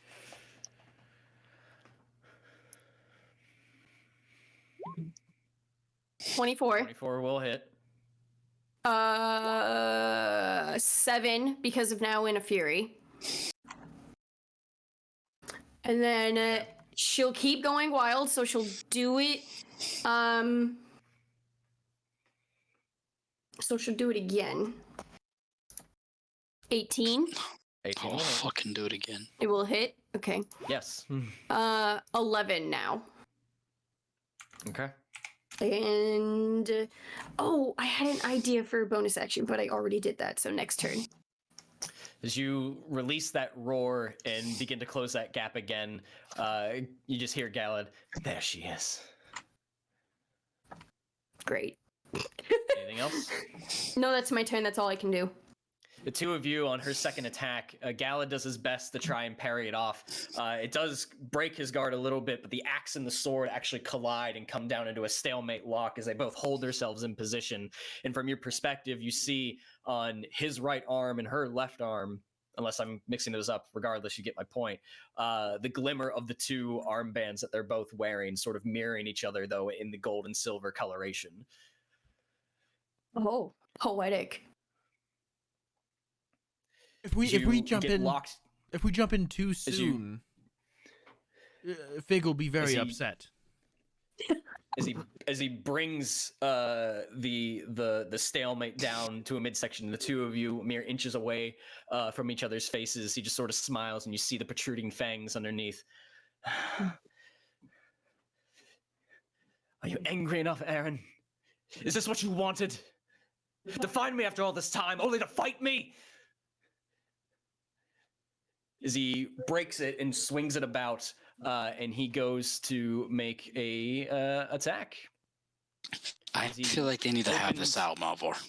As he opens up your guard, and slashes straight across. The natural 20. Oh, fun. Okay. Can I hold an action? Sure. It's gonna be hold these hands. It's gonna be the dash action. That the moment if anyone goes down, I'm going to interpose myself in the fight. Okay. Good to know. That is a total of 28 damage. Halved. 16 slashing. That is halved down to 8. Uh-huh. And then 12 necrotic. Fuck, not halved. Yes, not halved. So 8 and 12. Yes. Oh, I really think we should step in because Fig is just wearing herself out at the beginning of the mission, but as he soon they need to have this out. As he breaks the stalemate and opens you up and shoves you back a little bit to knock you off balance, he slices through, and through your hide armor he cuts open a good section of it across the chest, and he calmly, with his sword out to one side, continues to follow up as you bring up the axe to keep up your defense, and he swings the sword up above and brings it straight down for a follow-up attack. The 24. Damn. Okay. 7 slashing, reduced. Halved? Yes, halved. So 4, or is that... Sorry. Yeah, 4. Okay. And then 4 necrotic. Okay. Oh, fun. This is fun. Cool. As he keeps walking, you're holding back. You want this fight? Fight me. Oh, I'm gonna, no. I'm gonna Oh, lean no. into Malvhor and go, okay, now. And Should we step in is now? it my turn? Yes. Is it my turn? His turn ends. Okay, because in response to that, Fig is just going to give just an even more frustrated cry of just like, ah! And as she does that, her weapons drop and she just goes forward on him as a bear. Oh no. Okay. Form begins to transform, and the fur begins to take place, and the snout begins to take form as Fig stands up at its full height as an adult brown bear and begins to lunge at Galad. I'm gonna draw my sword. Yeah. The two of you at this point, I will say, can enter initiative. Yeah, we'll enter initiative. Yes. And so that's my bonus action for bear. I was not planning on bear, you fuck. You don't have to give in to his taunt. No, she's upset. And so what she's just gonna do after going bear, she's gonna use the weight of how she went at him to kind of take him by the shoulders, like with her heavy paws on him, and just throw him down to the ground and pin him. Like Lion King, just poof, poof, against the floor. Are you going for an attack or for a grapple? I guess this is technically a grapple right now. All right, go ahead and give me a strength check. I have advantage. Is that right? bear. That's an advantage thing? Oh, bears. Yes, but I have advantage because Because you're furying? Yes, right? Yes. Yes. Or is that just... I always forget this part. Let me just double check. Straight checks! Yes, okay. This is advantage. Bop. 23. Nice. Resort. 23. All right, he's gonna try and counter it. It's got to beat a 23. And I just want to say, when she gets it, I guess when she gets him pinned and she's just gonna stare down it. I'll wait to see if it works. Yeah. Fine. Yeah. As you lunge forward with both paws outstretched, and you see his eyes sort of widen a bit, going, "Oh."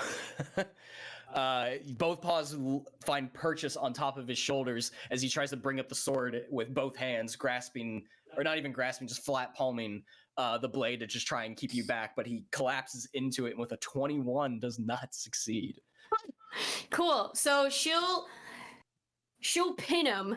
And is his sword in my face then, or? I'll say it's like facing this way, like the flat side, right at the mouth, like trying to like keep that in place, because that's one of the main attack weapons that the bear has. So since it's still a bit reckless and to keep playing to it, So she's got him pinned, and then she's staring at him, but to make sure that they're looking right at each other, and in order to bring her face closer, her jaw just goes around the sword, disregarding any potential pain or cuts that happen. And she gives a humongous stare down with her eyes at Galad, and all Galad can see is fury and pain. And she does nothing but pin him. All right. That's your turn? Yeah. All right. Damn. All right. As he's on the ground, pinned by Fig and holding up the sword, he, at a corner of his eye, he sees the two of you now beginning to not necessarily take notice, but taking intense stances to do something. Our muscles coil. For like action. I love it. What a description. As he holds it, he does bark in your direction. Stay out of this.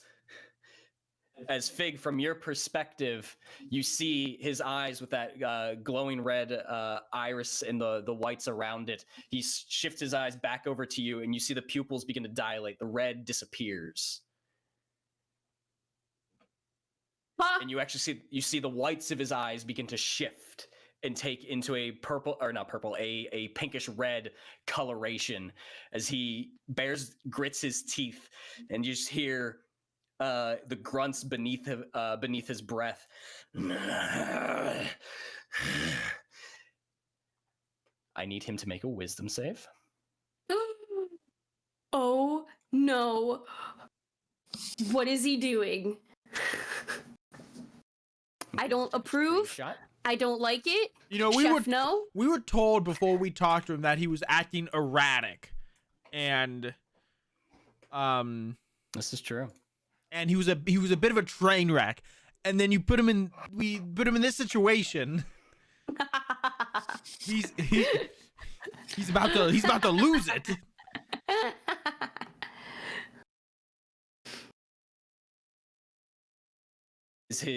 And just for the sake of it, because I'm all about narrative aesthetics, this is now what his eyes look like. Oh, you had. Oh no. Oh shit. Oh boy. Oh. I just want I want him to grow like bat wings. Just go. Yeah.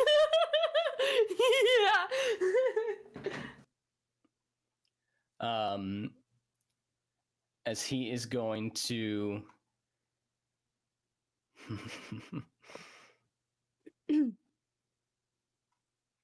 Hit me. I started it. Hit me.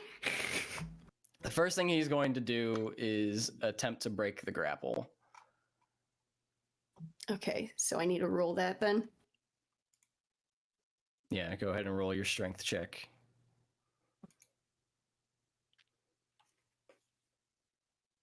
21. 22. Fuck!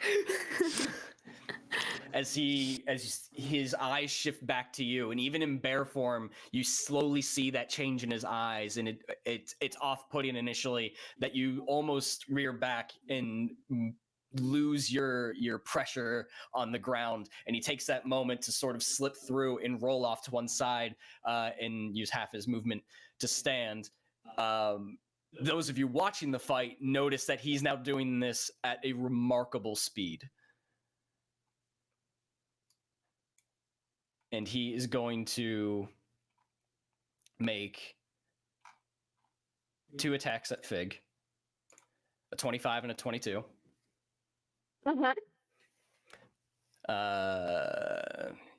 In terms of slashing, it's a total of 20 reduced to 10. Okay. And then necrotic is a total of 13. Okay. To just be honest with what I had said earlier, do I take any damage for having my jaw clamped around his sword? I'll say for narrative purposes, let me check the damage die on his sword. You take 6, which would be reduced to 3 because of fury. Yeah. Okay. Just wanted to stay honest. Yep. And that was just a straight die roll. There wasn't any bonuses behind that. Cool.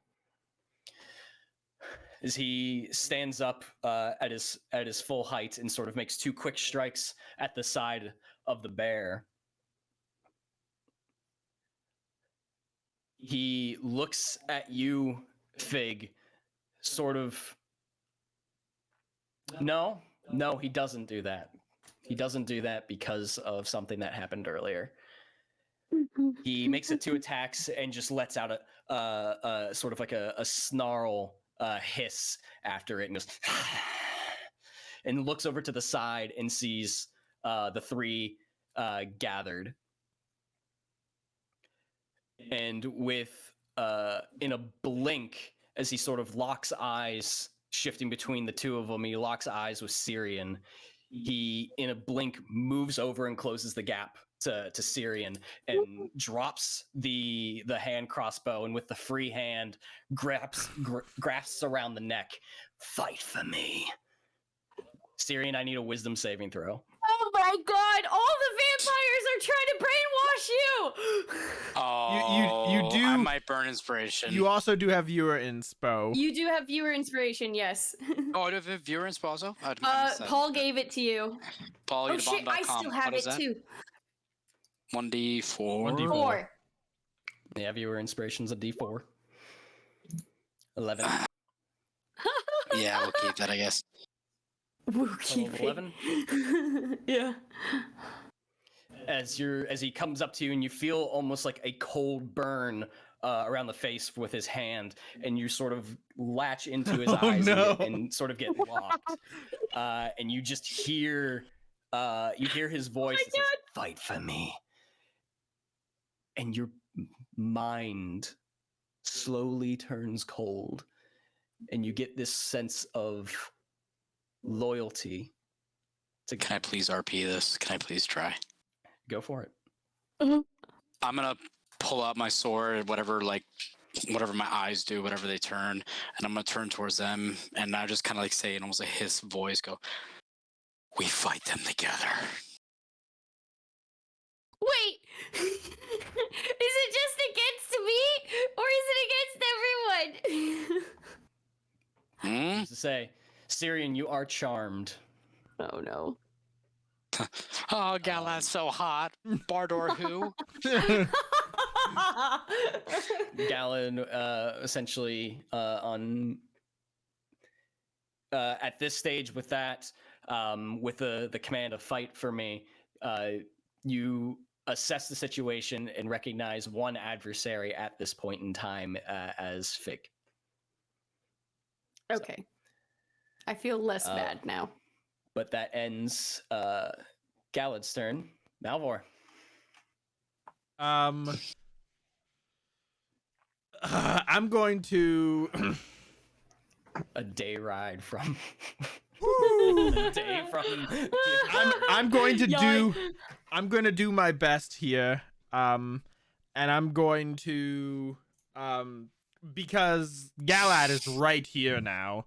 And I'm just going to I'm going to look at Galad, and I'm gonna make a plea. I'm gonna use my action to make a plea here, and I'm gonna say this has gone on long enough. We are wasting ourselves on each other when there's gonna be an army to fight. A point has been proven. Let it stand. Let this end here and now before it goes too far, and we can't come back from the edge. Go ahead and give me a persuasion check.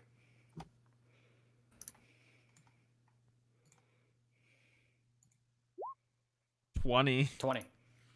Dirty 20. We will see what effect that has. You know, that means I rolled a 9. So if I use my inspiration. Okay, yeah, I mean, that's. You roll an 8. That's all I'm doing. Yeah, I would roll an 8. All right. That brings us to Cirion. So I'm charmed by Galad. I forget what the charm effect is. So you're essentially loyal to him. At the end of your turn, you can attempt to make the save again to break out of it. But for the most part, it depends on the creature ability. Some of them do vary or expand on charm. In this particular instance, you're loyal to him. You see him as an ally. But he has the ability to issue commands that you have to follow.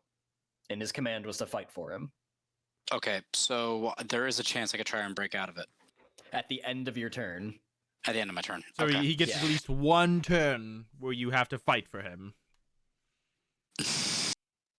What's that for, Fig? It means you fucking attack me. It means you have to attack Fig.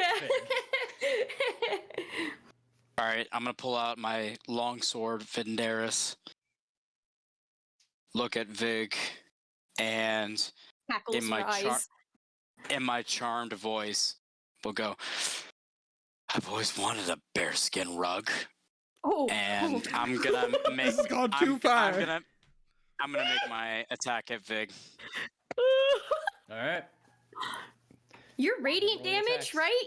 I am radiant damage. It doesn't matter if he can't hit. 13, Fig? No, 16 for Bear. 13 will miss. Second attack. You gotta pick. That part, You know? You gotta pick better allies. There's that part in Galad. Cirion's head. It's like, that's my girl.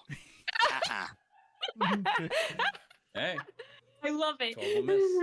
Now So you I'm gotta make your save to narratively have it all work out. So I'm gonna say have this. access to your bonus actions and movement and everything still. So if you have anything that you wish to use, you can. So I'm gonna say in RP, Vig, you at least notice like I'm at least somewhat holding back in my strokes. Because you see me fight, you've been around me long enough. Like you're like, this is not him. Okay. Bear just goes, ooh, duck. There's no other movements or bonus action other than try and break out of or resist the charm.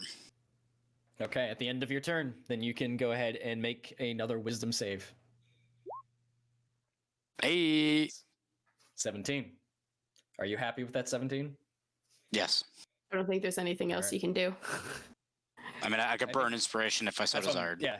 Oh, that's right. You still have. My I bad. wanted to give him the opportunity before I started narrating. Sorry. No, my bad. Nope, narrate. All right, 17. As you make your 2 attacks at Fig and you stay standing in your offensive posture, and sort of opposite to you stands Galad with his sort of like of an open stance, and as he's sort of mentally, you feel that mental connection of those orders coming in. Fight. And you hold and white knuckle your sword. You shift your eyes over to Galad, blink a few times, and you feel that connection severed. Does he notice that? Yes. Damn. He notices it. Because it's a mental connection that he controls. The second it's severed, he's aware. Oh, okay. I gotcha. Okay. All right. Fig. Cool. What's the distance between him and I? Melee. Roughly? It's like 10 feet. Not even. Well, yeah. Okay. Fig Bear is going to roar and kind of do a gallop charge at him.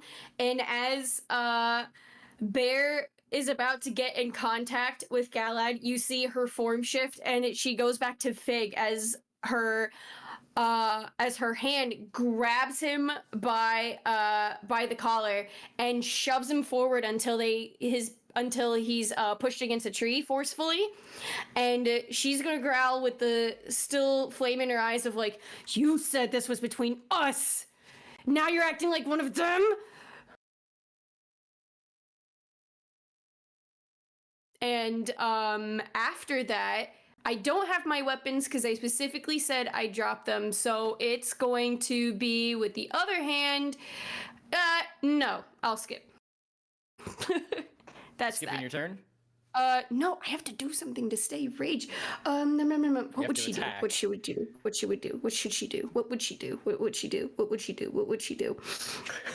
Attack the tree. Punch the tree. It's going to be. Yeah, really. Literally send the point going home. to be a punch in the gut. Just a sound fist into the. No, I'm gonna make it the torso. Maybe break a rib. I don't know. Okay. You're not proficient in unarmed strike, so go ahead and just roll. I only wish. Would you say strength? Yes. Okay, but advantage still counts for this. Then. Yes, because it is an attack. Well, it's a strength check. Wait. It's an attack roll. So you want me to just roll a d20 with my strength mod? Yes. Okay. You can recklessly do it for fury or for that advantage. But this isn't necessarily a strength check. It is an attack roll. That's fine. Nope, that's fine. I wanted the clarification. So 1d20 plus mod is that.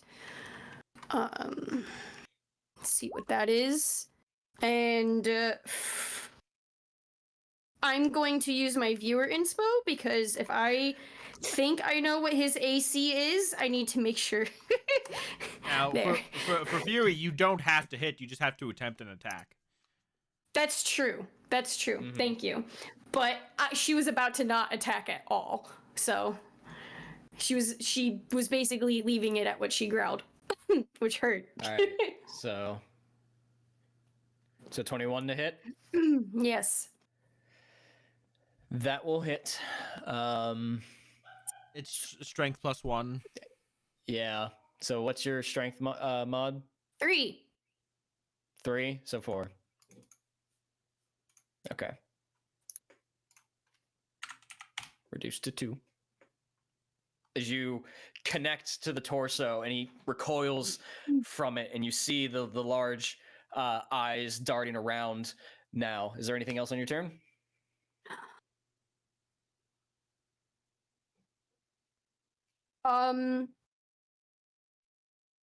No, because I can't shield bash or anything because I don't have that stuff. So Nope, you intentionally put it on your back. Yep, so that's all I can do. All right, so that ends your turn. All right. Brings us to Galad's turn. Check to see if he gets a few of his abilities back.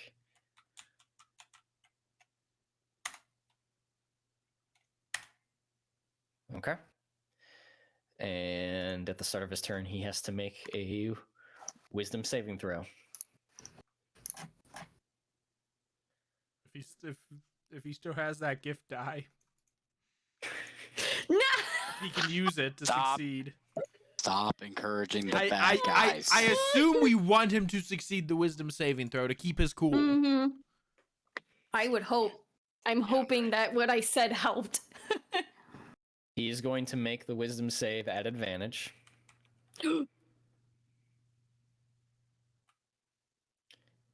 Still rolled a 12. Uh-oh. But he's going to use that D8. Bear was going down pretty fast. Rolled a 2 on the D8. Oh no. Oh shit. Not good. I love this. Fig, as you see the eyes dart around as you are pushing him into this tree after he receives the punch to the torso, and he exhales and recoils from the strike. As you feel him squirming beneath your grip, and the rate at which he's moving makes it very hard for you to keep a grasp on him. But you do see his eyes as he blinks around, the whites begin to return, and the red eyes and the black pupil begins to shrink back down, and you see him blink about, and suddenly this look on his face that was aggressive and serious breaks. In a wave of emotion comes over his face as you hear the sword clang to the ground against the roots of the tree as he drops it free, and you just see him.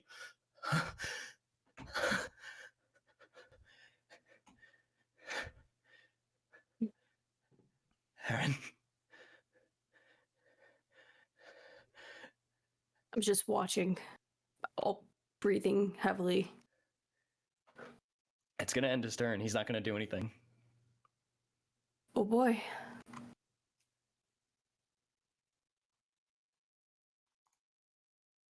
See where it goes. Malvhor.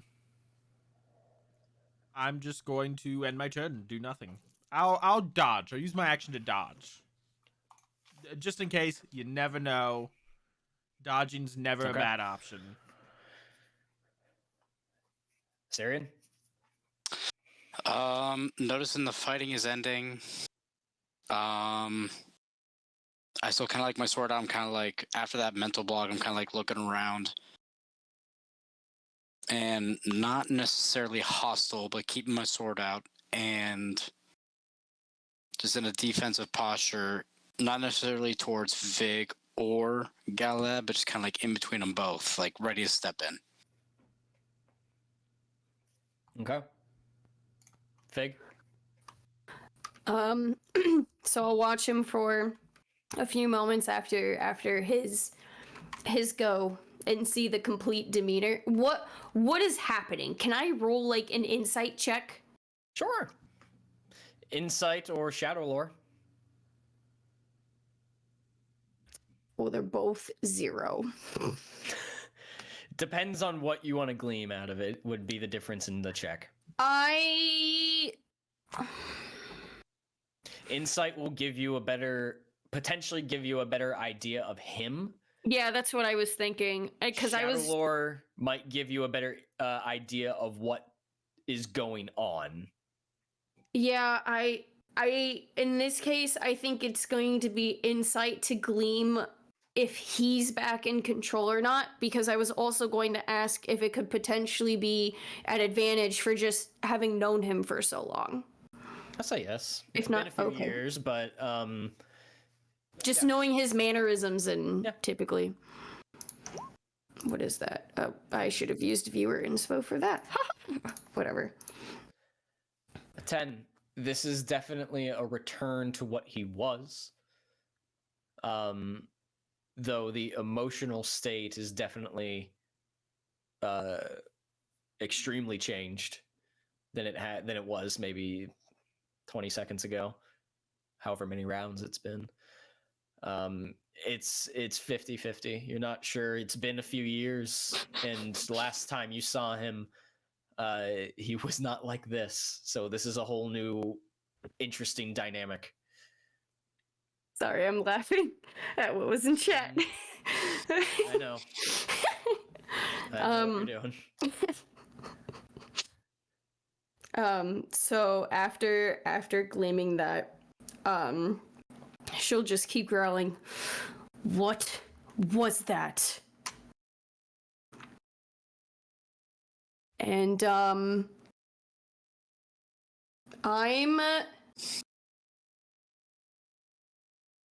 don't know if it can count as an attack. Oh, I'd like it to. If not, then I want to do it just as kind of like a threat that I can still keep going. But where I have my hand gripped at his collar, I want my fingers to just start digging into his skin.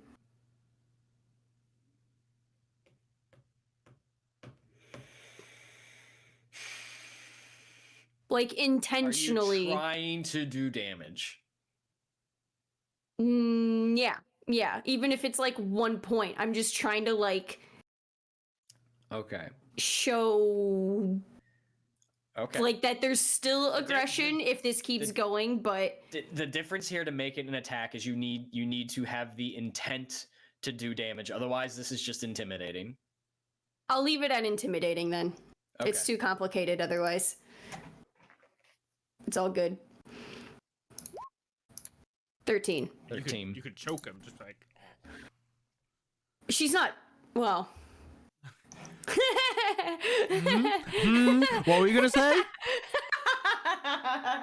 Fig, you do know he dropped his sword. He is currently unarmed.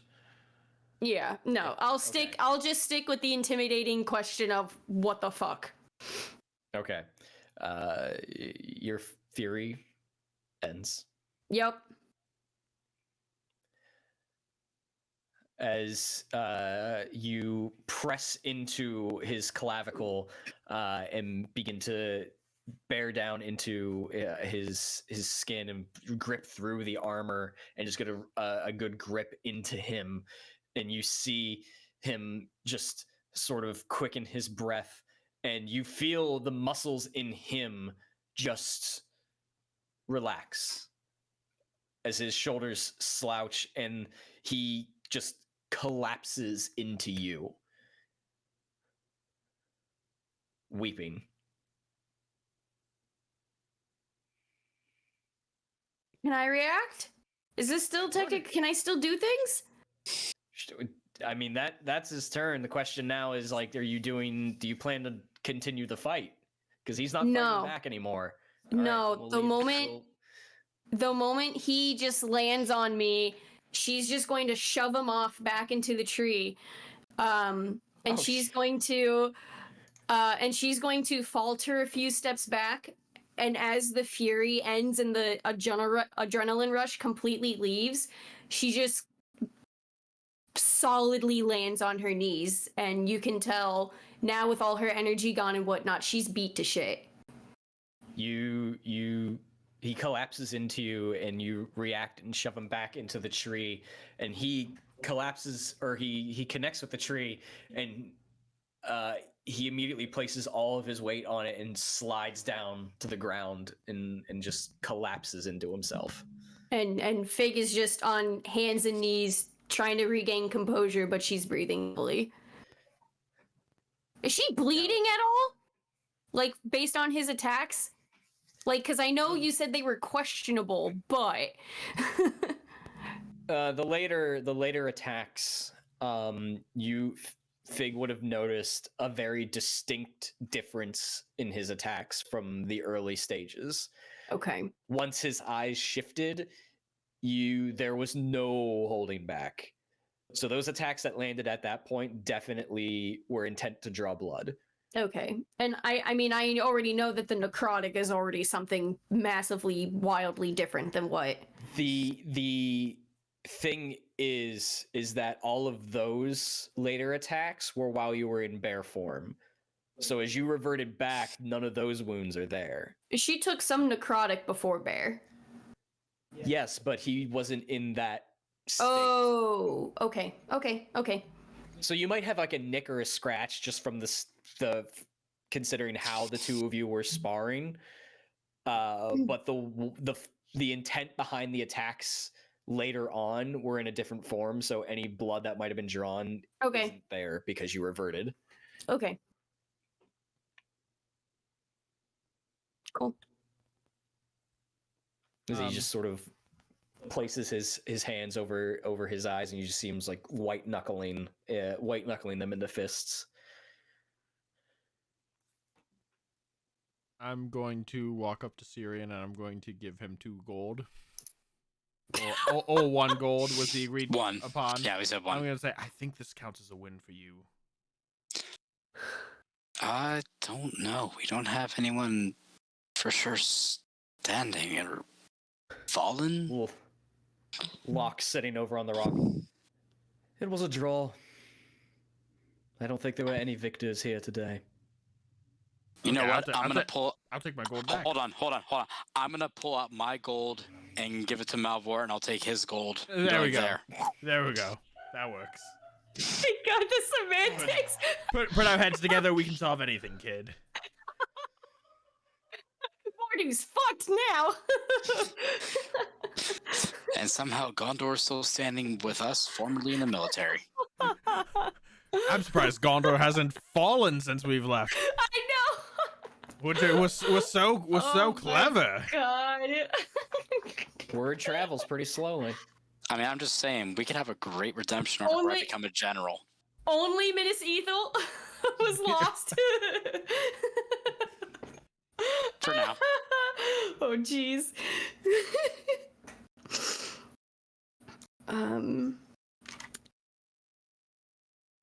Fig is just taking several moments to just still catch her breath, but you can see her arms are shaking, trying to hold her up.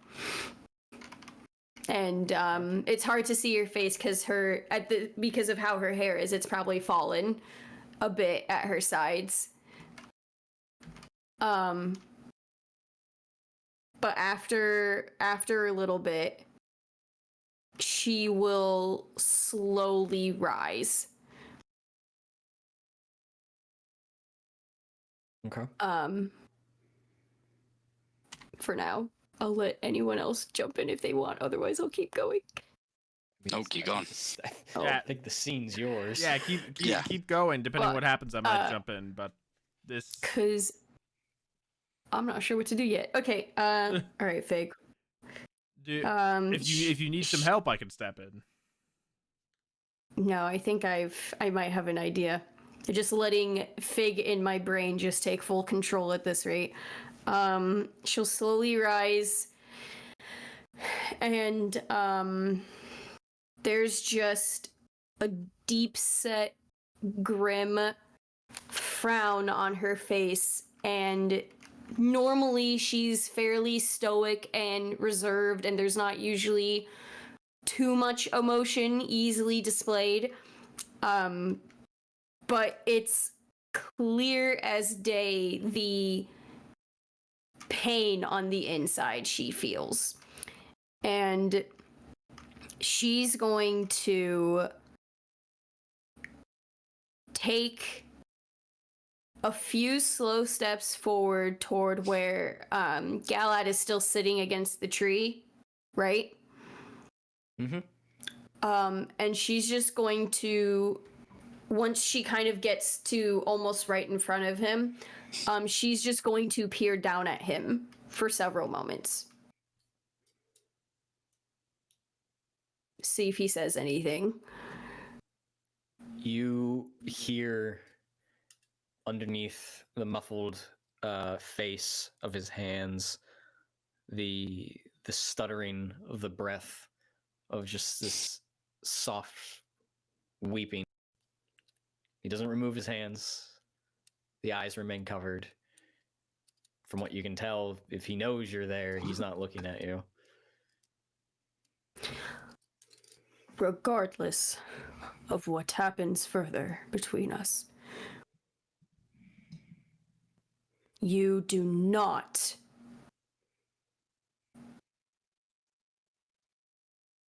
go against or control anyone else here at this camp.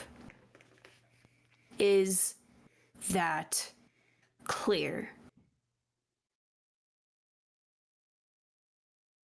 Give me an intimidation check. Or persuasion, whatever your intent is, but that was it's spoken intimidating. 20. I'm tired. I feel that.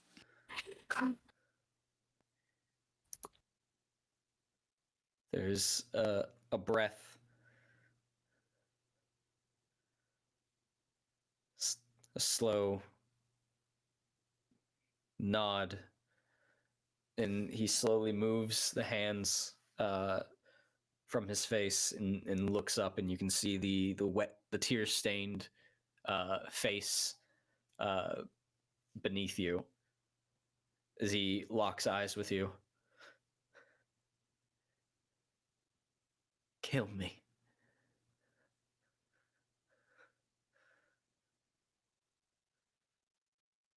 Don't you dare. Can't. Don't you dare ask me of that. I can't promise that. You think I did that intentionally under my own control?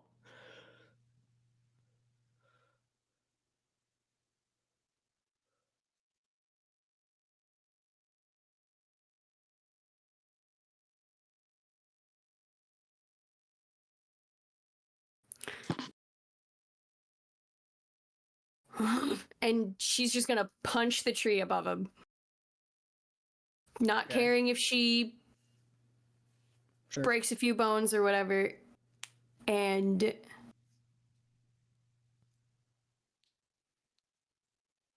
Okay, my money's on the tree still standing. she's and she's just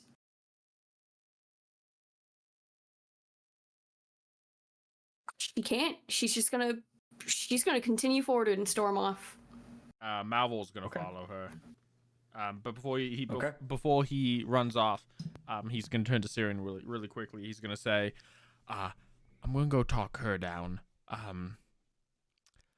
I don't know if you want to talk to Galad at all, but well, we shouldn't leave him alone necessarily. No, yeah, definitely don't leave him alone. Whether you talk to him or not, I'm gonna leave that completely up to you to decide. But I'm gonna go catch Fig." So Sarah's gonna kind of like start like,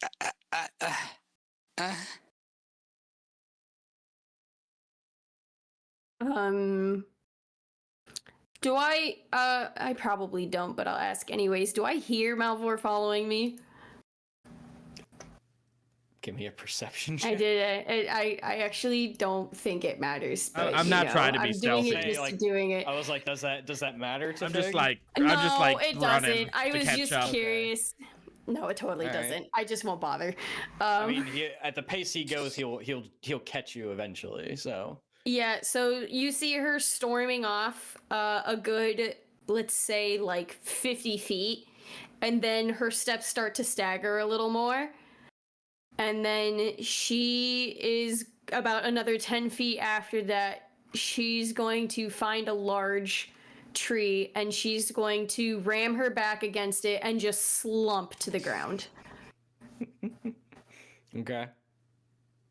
With like an arm kind of wrapped around her, and she's wincing and everything. Yeah, Malvhor comes like jogging up, tried to catch up. And he stops a little Galad. short. Hold that thought. Let this play out. Sorry, that's why I stopped. He stops a little short and he says, well, there's a scene like this happening just a few hundred feet away. And he's going to sit down in the grass just looking at Fig. And he's just going to be like, how are you feeling?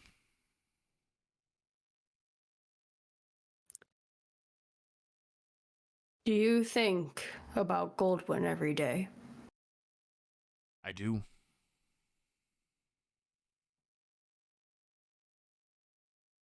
I have done the same for the past few years with Galad. Wondering if he was all right. Hoping I would see him again. Well, you did see him again. But I can't see him anymore. Because every time I look at him now, I try to be at least grateful that he's breathing. But I cannot see past the monster that stares right back at me.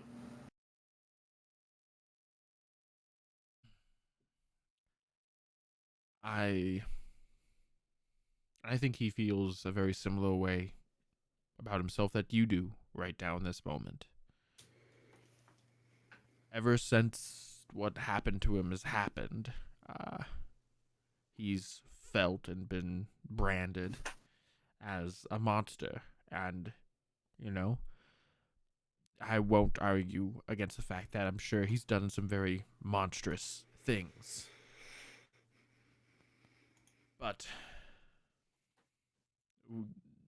we have... we can come back from that edge. We are not stone to be cast, rigid and unmoldable.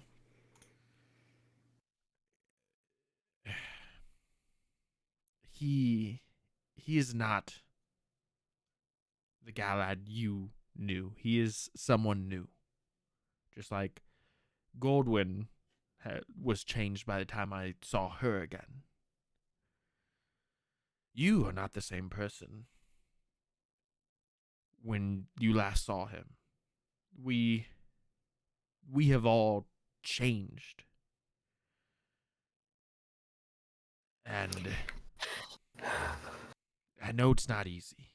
I know you'd hoped, beyond hope, to find your Galad again. But your Galad only lives in your memory now. But that doesn't mean you can't get to know this new Galad. The problem is he's been through a lot. He's been called and treated like a monster for who knows how long. And that is all he sees himself as. And as long as we see him as one, he will be one. None of us can better ourselves or change without the help from other people. We, alone, we are at our weakest. Alone, we are in the dark. Only others can bring light to us. I guess what I'm trying to say is he needs someone to help him. If he is ever going to change, if he's ever going to improve, he does need help. And I think a good first step is to learn who this new Galad is. And I know that's a tall order. And I know you are hurt. Now, in a way, you have not been hurt in a long time.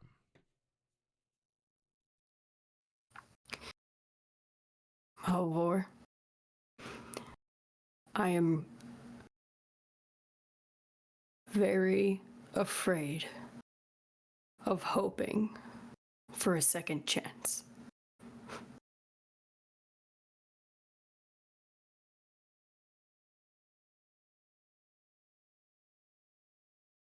And that's a reasonable feeling.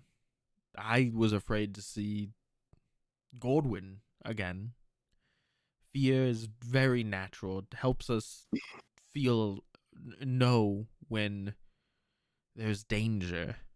But we cannot live in fear. We cannot be controlled by fear. And the moment we stop hoping is the moment the shadow wins.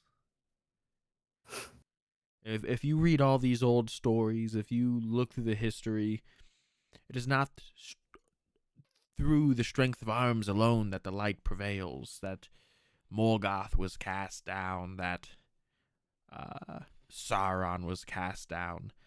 It is that even in the darkest of times, there was hope. And right now, times are pretty dark.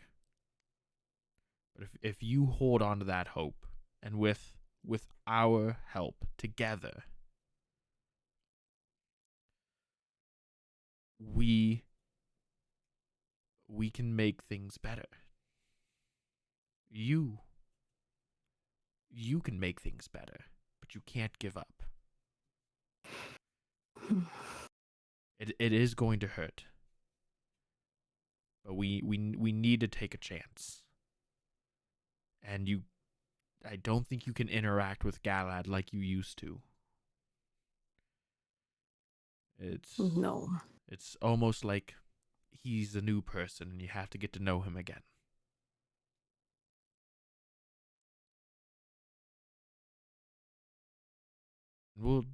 Cirion, Locke, and I will be here to help you every step of the way. Whatever you need, whatever you want to do. But I don't want to see you give in to fear. I don't want to see you lose hope.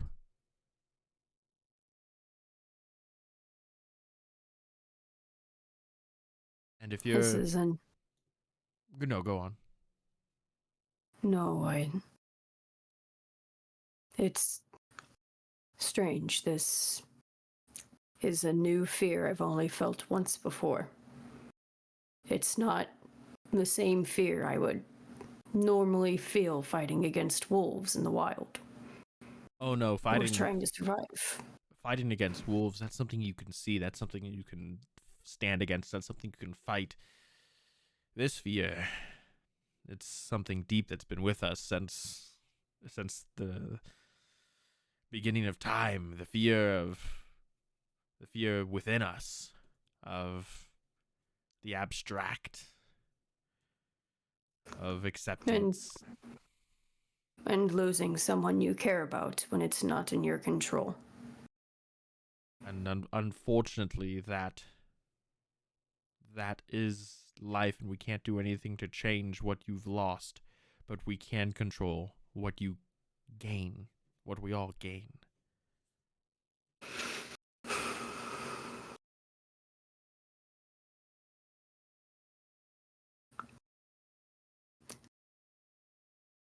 Let's let's just sit here for a little while, cool off. Think about what's transpired and just bask in the peace of nature for now. And then when you're feeling better, perhaps we can go back to camp. That's when she'll actually look up a little and start to gaze around at the surrounding nature. And she'll go,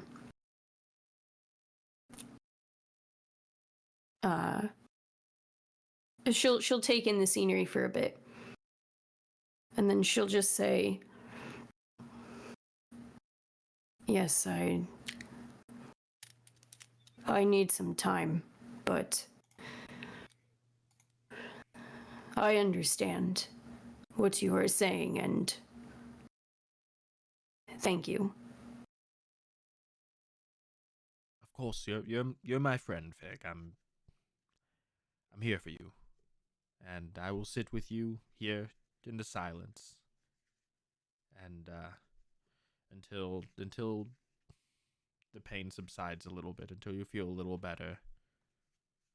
And if you just want to vent, or if you just want to rage or cry, I will also be here for that as well. I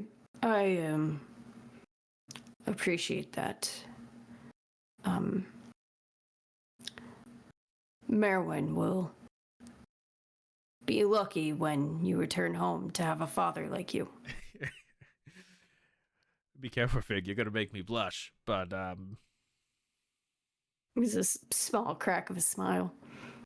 But if She softens slightly. If I'm not mistaken, Merwin was actually most smitten with you, and you do have a special way with children.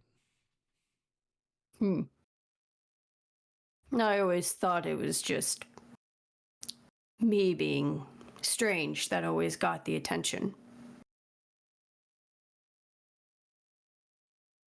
There's a light to you that I think really shines through when you're able to be yourself and you're not. There's a light to you. There is a hope that you carry with you, and I think others can see that.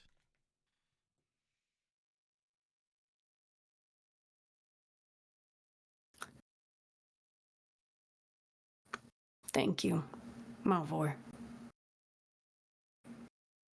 You're welcome. And she's just kind of going to let that sit. And it will be pretty obvious she takes the opportunity to just sit in silence and let everything kind of wane away, so to speak. But every once in a while, if Malvhor does kind of peer over to take a look at her or whatever, he will see some slight stains down her cheek with glistening eyes. And I'll just pull out my harp and I'll just play a very gentle melody on it. Okay. Well, while that is all happening, the camera pans back over to Cirion, Locke, and Galad. Galad's still on the ground, sort of composing himself, sort of his legs a bit outstretched, but still bent at the knee, and both of his arms just sort of resting on his knees as he sort of leans forward, just sort of looking out over the water nearby. Cirion, I know you had something that was burning at you a bit ago. You're muted.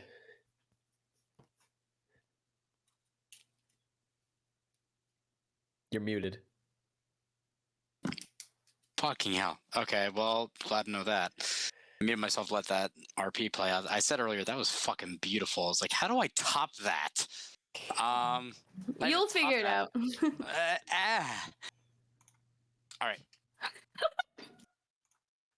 Well, You got this. all right. So I'm just gonna kind of prop myself. Galad's like sitting up against a tree, right? Did I hear that right? Basically, yeah. Okay. I'm gonna kind of like sit on the other side of him, like next to the tree, kind of off to his right. And just kind of sit, get comfy. I'm gonna pull out a wineskin and take a little sip out of it, and just go. You know, if you would have fainted that sword strike, you would have had her.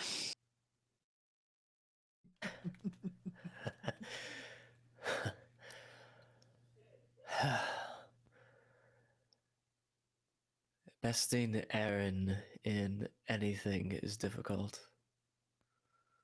Oh boy, you're telling me. It's like talking to a brick wall to that one sometimes.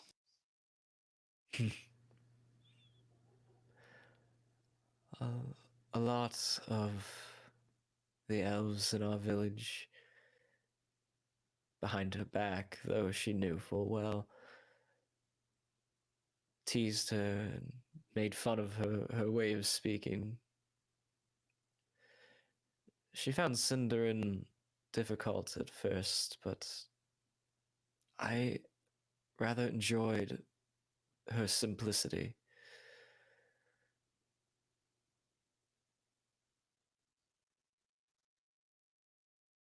Have I ever told you my favorite moment with Fig, as you know, as Aaron?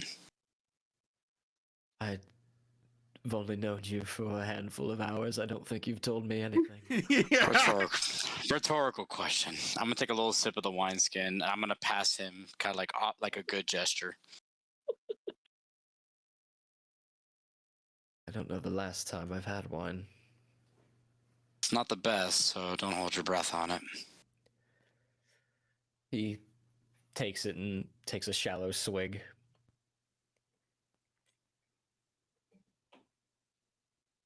Do I see the reaction he makes?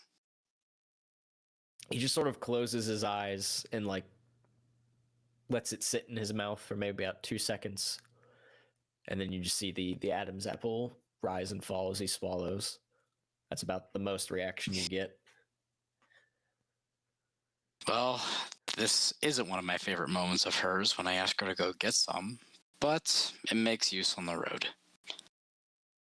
You know, I barely knew her what felt like even 5 minutes. So I found myself landed in prison. Something I didn't even fucking do.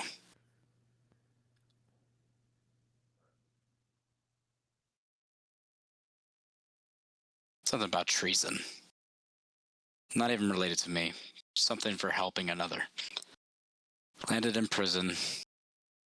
And Vig, Aaron, barely knew us. She had no goddamn reason to even do what she did. Well, went to big, scary Fig bear mode and managed to break us out. Me and 2 others.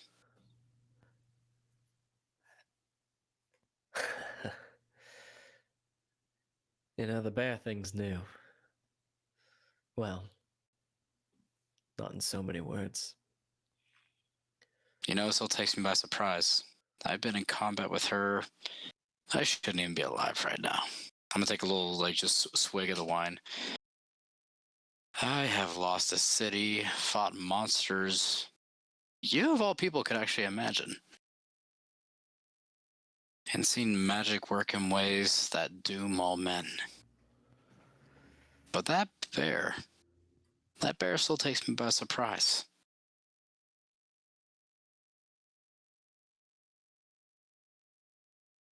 Where I'm going with this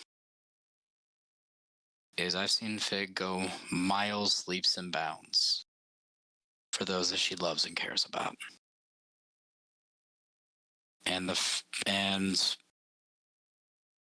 kind of connecting the dots. She's always been on the lookout and had your best interest at heart. That always was the problem. A gift or a curse, you may call it. Perspective, I suppose. Drink enough of this. I'm going to pass on the wineskin again. Drink enough of this. Makes your perspective clear in some regards. Perhaps. You know, I met Adathor. Is he still the strict instructor that he once was? Oh, dear of Mordor, yes he is. Never met a finer swordsman, though. You know that boy spanked me with a wooden sword I didn't think was possible? Get in line. He didn't quite like me at first when I was younger. Somewhat dumped on him. Suddenly his responsibility. But that was mostly because of Erin. I met her through some lessons with Northriel. Erin was just so different from everyone else in that village. She became my closest friend. We studied under Northriel. We trained under Adathor. Erin was always more cautious than me. I was always the one going out and pushing us to find things, find adventure, get out from our village.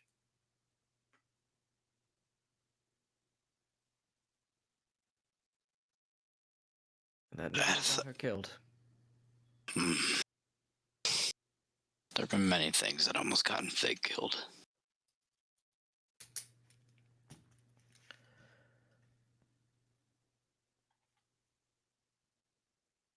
He sort of looks side-eye to you.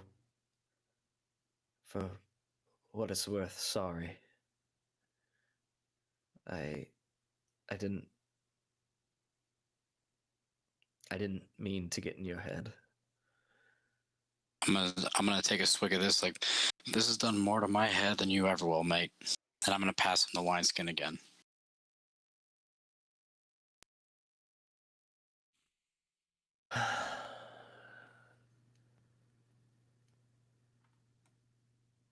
You know, Adathor told me something. Something that may even help you, as much as it helped me. You are not the sum of your mistakes.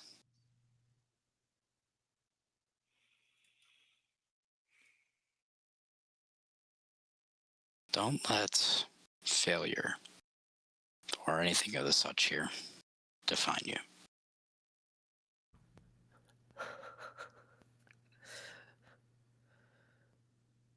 Look, mate, I can only imagine what you have been through.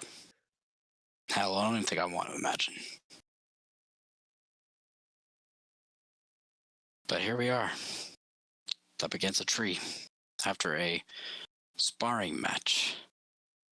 Which, by the way, that blade, quite the piece. It wasn't always mine. Nah. I'm just a fan of sharp objects. But there's no shortage of those. As he, pokes his two fangs. You know, it's nice when those aren't in my neck. Well, do you voluntarily let them do that? Take another swig of wine.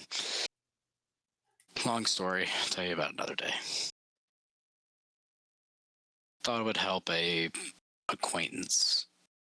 Found out later it does not. Jokingly look at him. Did you know that? You know, Cirion, was it? Yes. I've ran from so much. The story I'm sure you've heard at this point is that Aaron and I went out and went into a cave and ended up getting attacked. At the time, we didn't quite know what that was, but the end result was is that we both ended up pretty badly hurt. What she might not have told you is that the whole thing was my idea.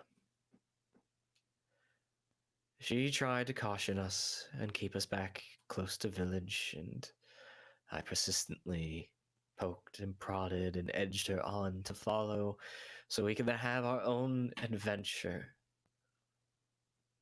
The stories she told as a child was some of the most fascinating things I ever heard. And I wanted to share that with her. And the result inevitably was she nearly died. Both of us nearly died. And Erin is such a selfless soul, regardless of who she meets, that she won't let you do anything alone, and she won't let you do anything reckless.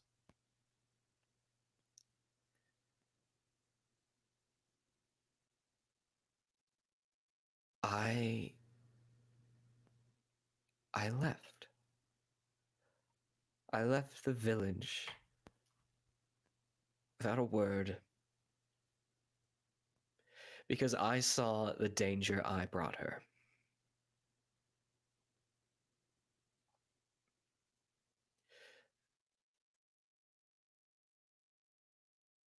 I was a cocky little elfling. And all Aaron ever saw was a friend who liked to have fun.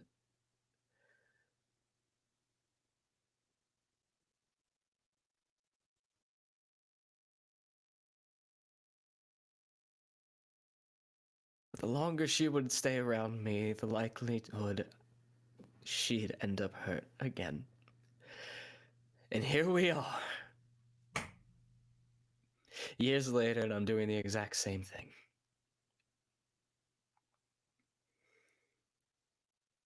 That feeling in your gut, mate. Is it regret?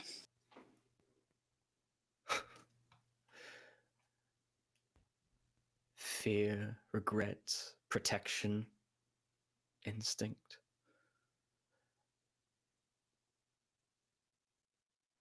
And do you wish to make that better?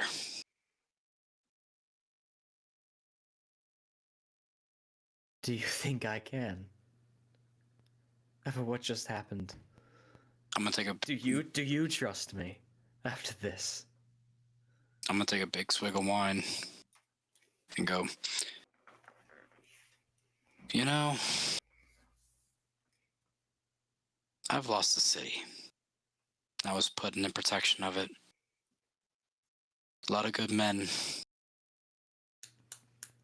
A lot of them wanted to die, stand, and defend the city they love so much. Minas Ithil, they called it. Maybe you heard of it, maybe you haven't, regardless. The word did travel over the siege, yes. Have you heard how it fallen? The Witch King and his army returning from Arnor. And guess who was in charge of its protection?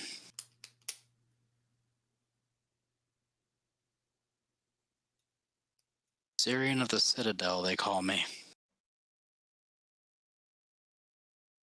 A name I wasn't too fond of up until recently. I still remember the faces of all the men standing behind me, willing to face God knows whatever broke through that gate. What I learned flew in. We fought. Swords were broken. Shields were splintered. and I made a call. Lose the city or lose more men, face their families, see their disappointment. I made a call to fall back. Figured we could take the city at another time. So many looked to me as a hero for the call I made. I thought it was more of a curse. The only thing I could see was the faces of the dead men, my men, that stood at my feet.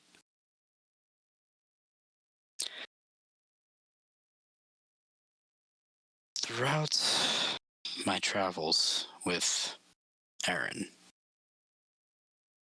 I have learned that you are not the sum of your failures, only what you choose to do with them from the point that you stand right now. So you may either lament of whatever afflicts you,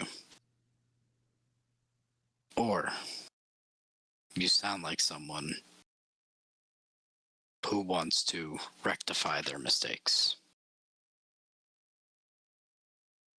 To answer your question, do I trust you after that? Weirdly enough, yes, I do. You may think I'm a fool, you may think whatever, but I have watched someone like you, who had no reason, protect us from someone she had no reason to defend us against. You could have easily done away with some of us back there, but you didn't. Whether you believe it or not, and I'm going to take another drink of wine and offer him the wineskin after. There's good in you, mate. You may not believe it, you may not see it. But if you were truly gone, we would not be having this conversation, would we?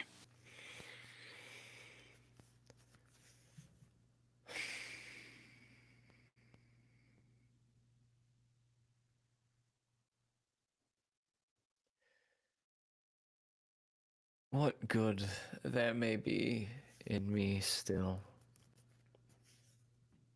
is at a constant battle.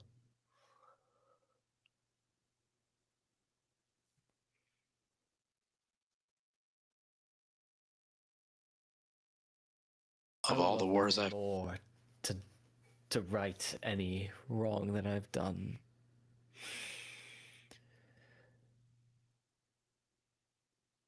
The thing is, I have transgressed. And I will leave it to you lot to carry out any sort of judgment from that.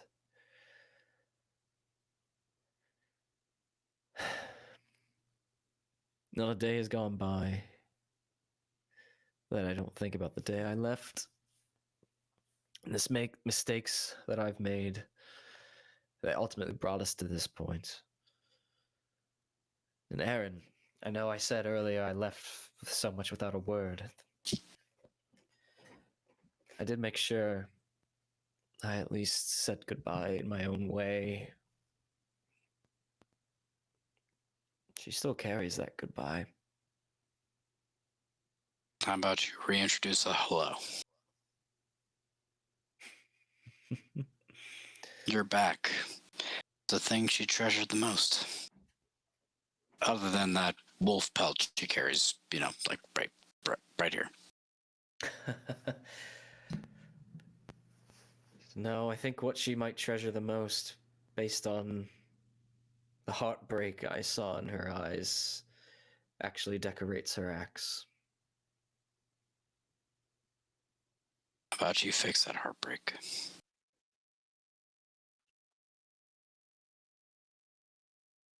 See him rub his arm with his fingers tracing across the armband.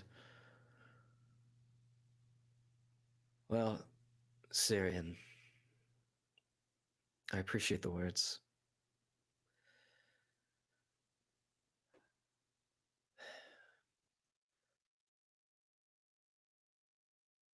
I intend to help.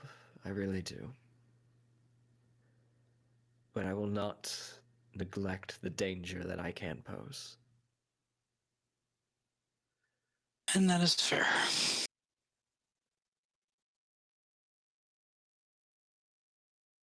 If Erin could, I would like her to determine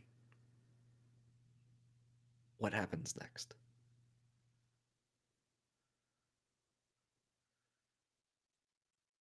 You know, Galad, you can always determine your own fate. I did that once.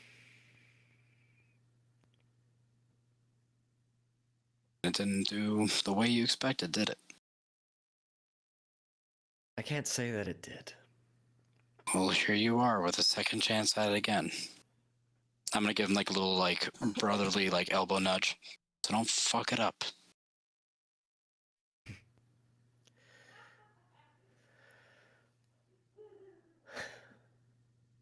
Word of advice. He's back on the wine.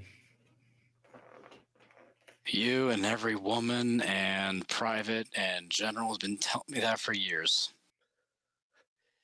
It's not fitting of your station, Captain. I'm gonna give him just kind of like a side eye with a smirk and go, that obvious, huh? You walk your own path riddled with mistakes and ghosts. Could you look any surviving families in the eye and carry with you the condolences of every soldier that fell at Minas Ithil? Had you have asked me a couple months ago, I would have said no. Now? Yes, I could.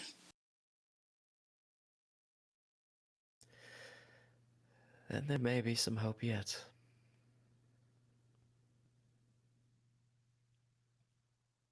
There's hope if you search for it. As he reaches out and picks up Fig's axe and just sort of plants the pommel in the ground as he like, traces the shaft of the axe and comes to the green ribbon and just plays with it.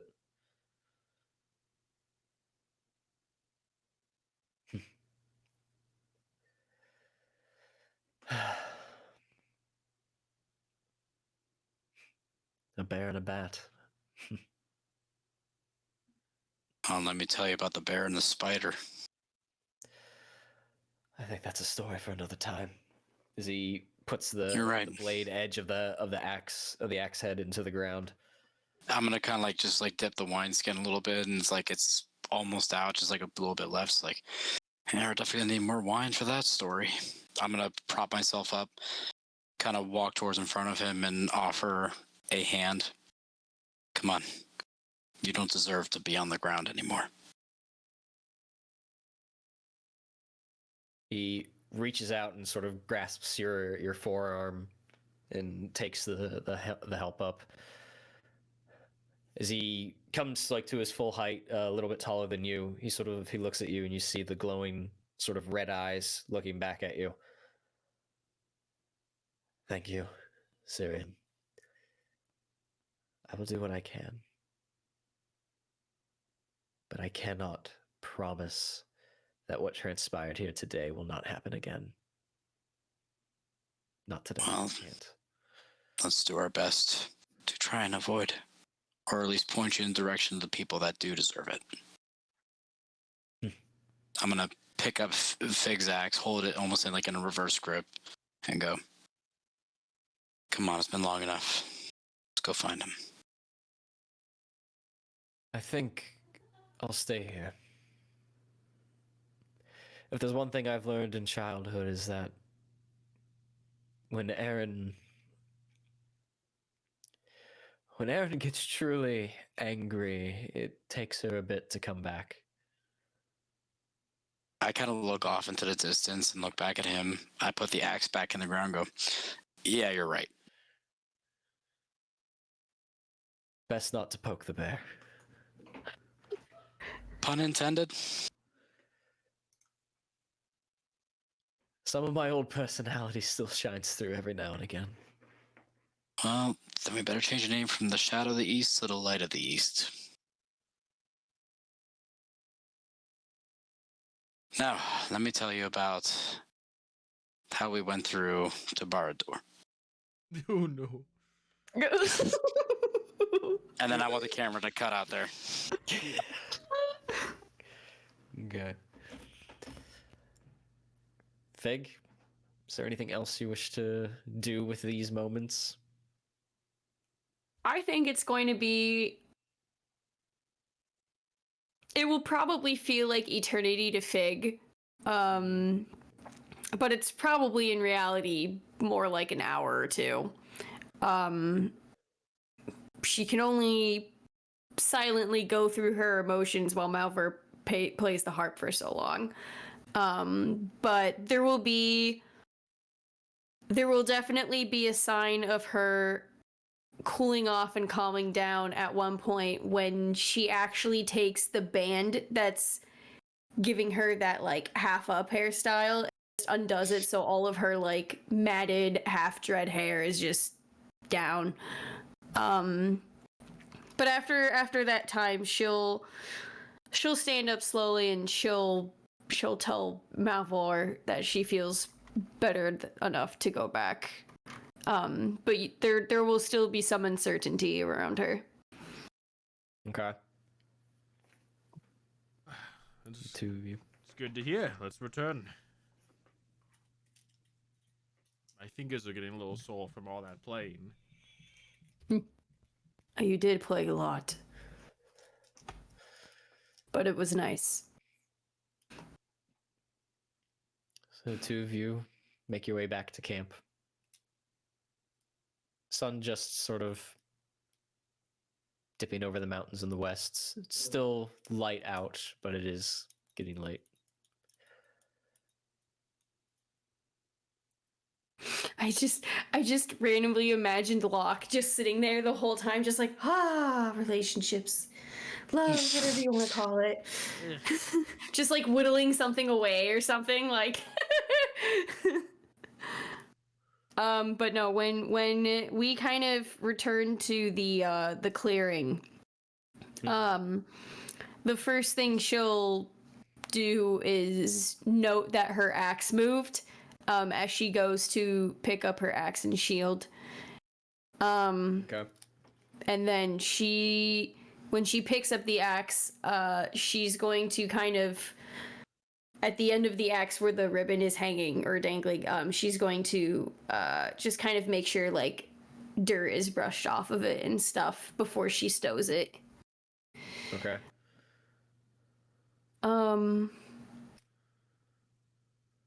And where is Galad right now?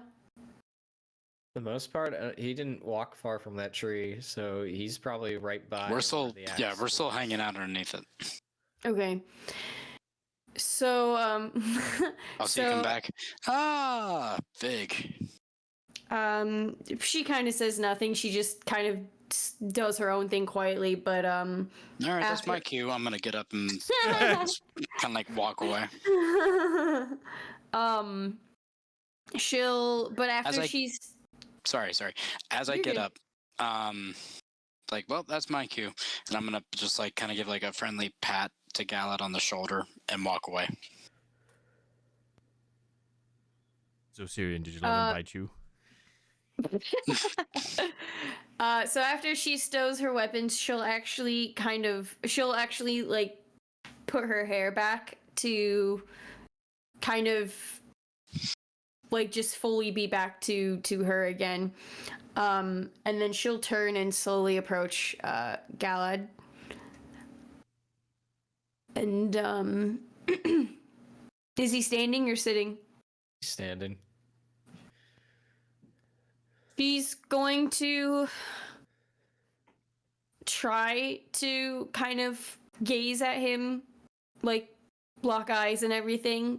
She speaks, but she's gonna find it difficult and kind of look down a little.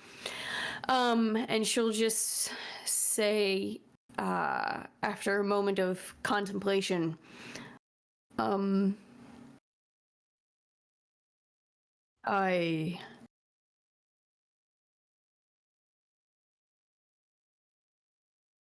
I did get carried away with the sparring, and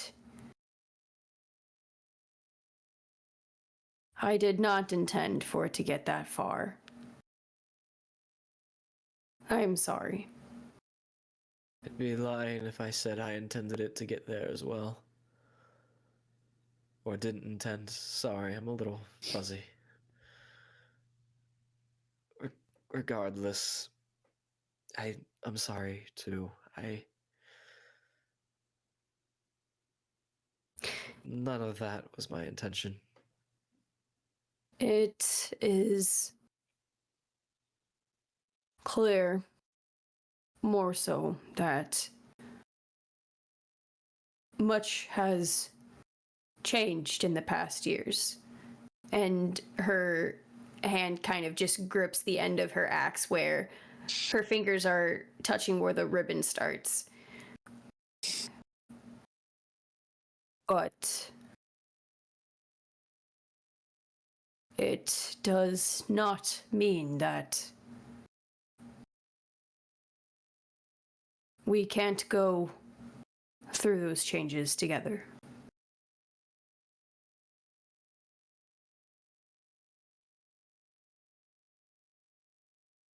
You haven't changed a bit. I am a bear now. Yes. Yes, you are. Full circle. You were a bear then. Now you just take the shape of one. Oh, I do suppose you have a point. It's a complicated story. I would love to hear it if you would let me in time.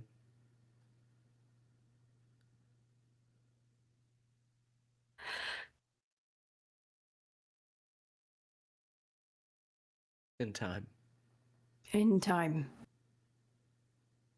Patience for both of us. But I do believe in second chances. As I said, I have every intention on bringing you back home.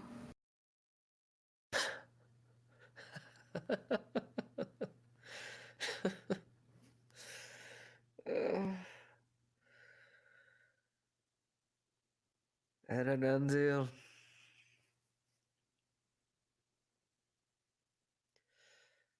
The rough exterior you put out. The wild person. What? I'm sure there's going to be a name for the people like you in time.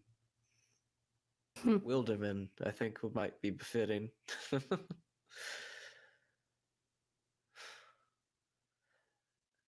How can you have that level of forgiveness? That level of hope?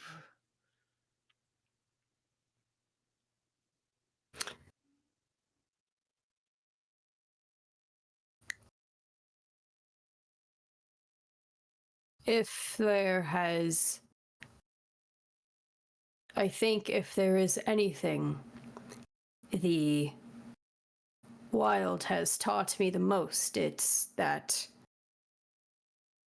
everyone is just trying to survive in their own way, or accomplish what they seek in their own way.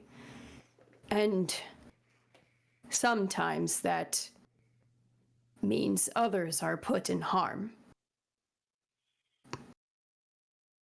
But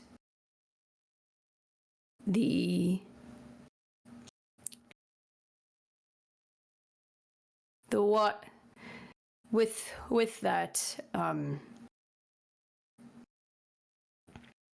you can't completely blame the other for just trying to do what they see right, to live by their own means. So every time you are attacked by something because they're hungry, or you kill something because you're hungry, it's just the way things are, so you cannot let it get to you too much. But in terms of hope, I think that comes from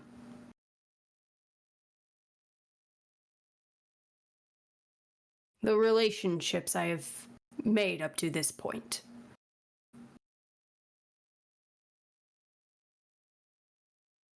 Including being guided by something that sees a light to still protect and all of the shadow around us.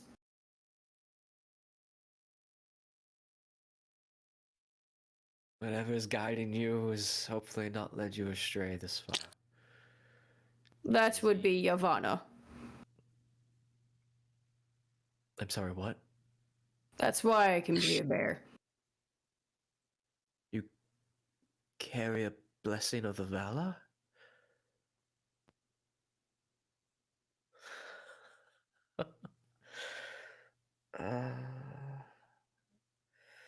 It's complicated. And yet it makes perfect sense with you.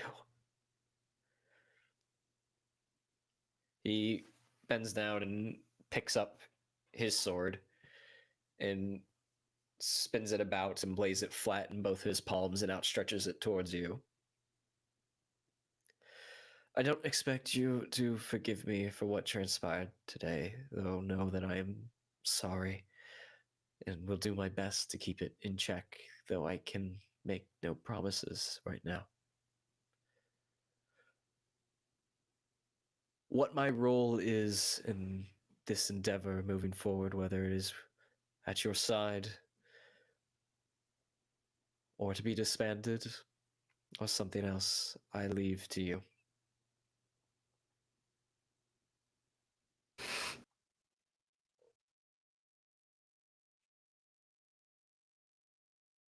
To start with, perhaps we can come up with an emergency plan if something like that looks it will happen again. And we can be better prepared for it.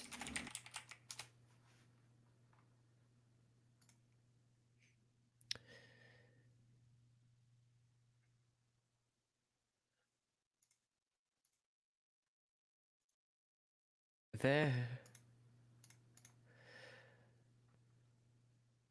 was something I had rehearsed in my head time and time again before I left the village that day. And when it came time to say goodbye, I couldn't say it. And I still don't know if I can.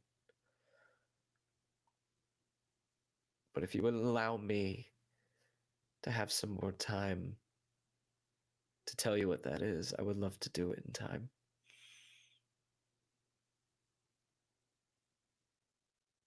In time, then.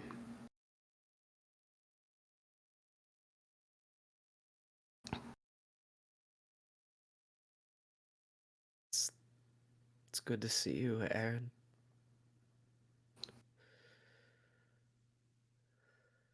You too, Galad.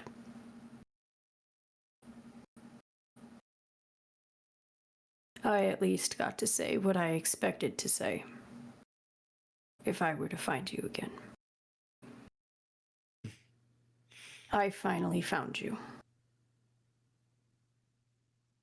Different, but still you.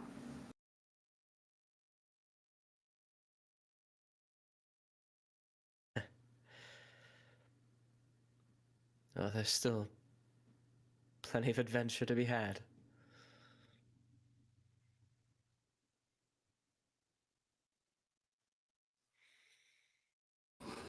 Come on. It's getting late. Then I think the two of us need some rest. Yes, I haven't gotten that hurt in a while. A long while. Are you saying I beat you? No. Oh. I was saying I get like wide-eyed inside Malvhor, like I still had enough in me to take you down. But you are the closest. Generous. But you are certainly the closest after a few years. And that includes the Great Vampire.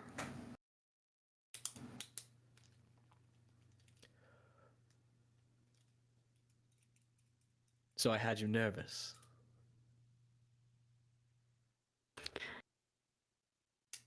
Only when you went after Cirion.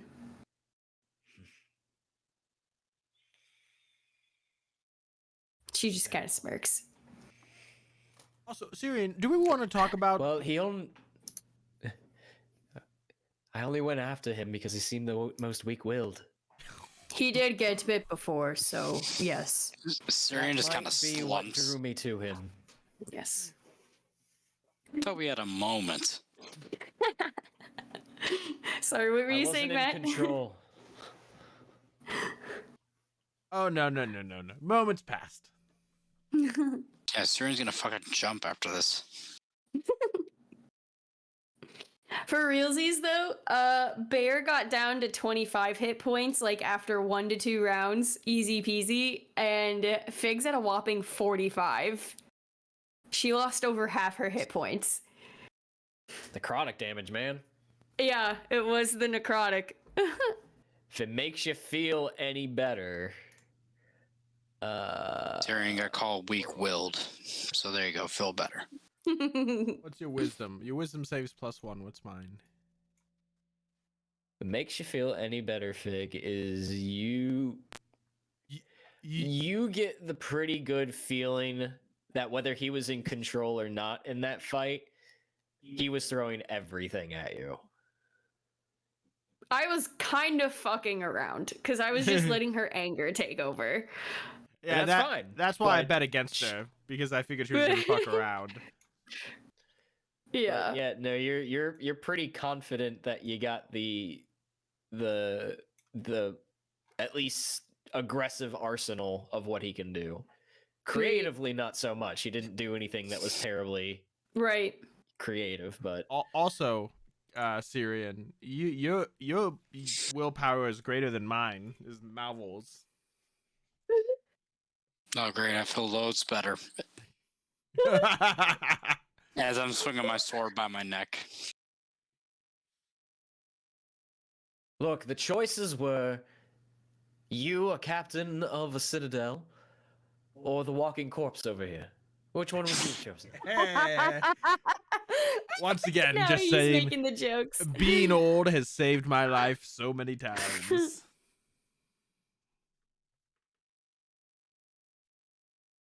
We'll start with a word to shout for that emergency plan. I think it should be... So we know when things go bad. I think it should be pickle. I am putting pickle up ahead as the word of our safe word. I do not like pickles. That makes it a great safe word. She doesn't like pickles. Just don't rely on me to say it, because I probably won't.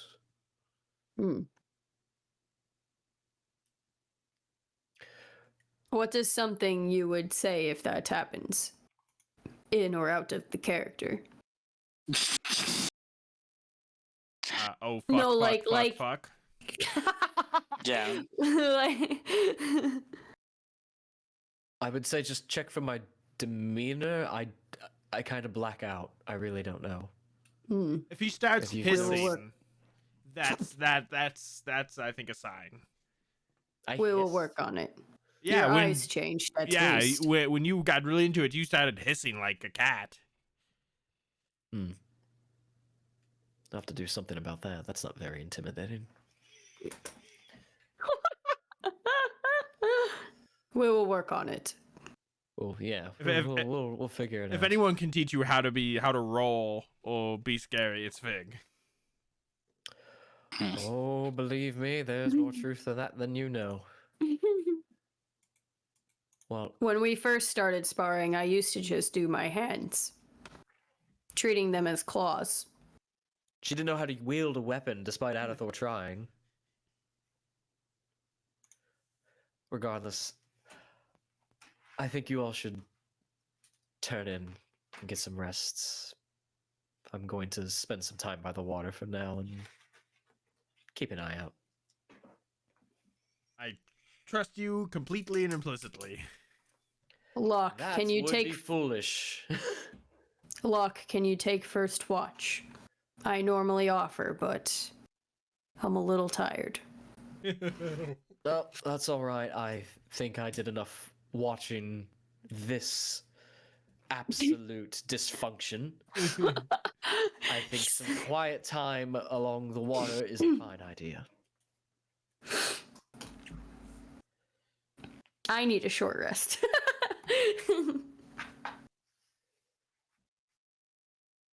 Well, you can certainly choose to take a short rest, but we can handle that as you all. Yes, yeah, get it doesn't ready have to be for- now. To settle in, Locke and Galad sort of set up a little bit by the shoreline and sort of look out across the sea as the sort of like a waxing quarter moon reflects off the water and the stars begin to populate the dark sky. And there's just a silent air to the evening as you see the two of them just standing there, but in the water reflection you only see Locks. Ooh. Ooh, that's a good touch. Damn. But with an eventful first day of travel, you make camp for the night and get some rest as much as you can. You have a long journey ahead of you. Not as long as the last one, but an eventful one. We're gonna make that's what every we're day going to- as eventful as this. No, I don't think it needs to be. I just wanted the spar. That's all I wanted. Fig needed to let out anger and frustration. And for once in her life, let the emotions take control. Yep. Well, that's where we're going to wrap up tonight with an eventful conclusion to day Holy one. shit. Give it up for day one! Yep. Ding ding ding ding ding ding ding.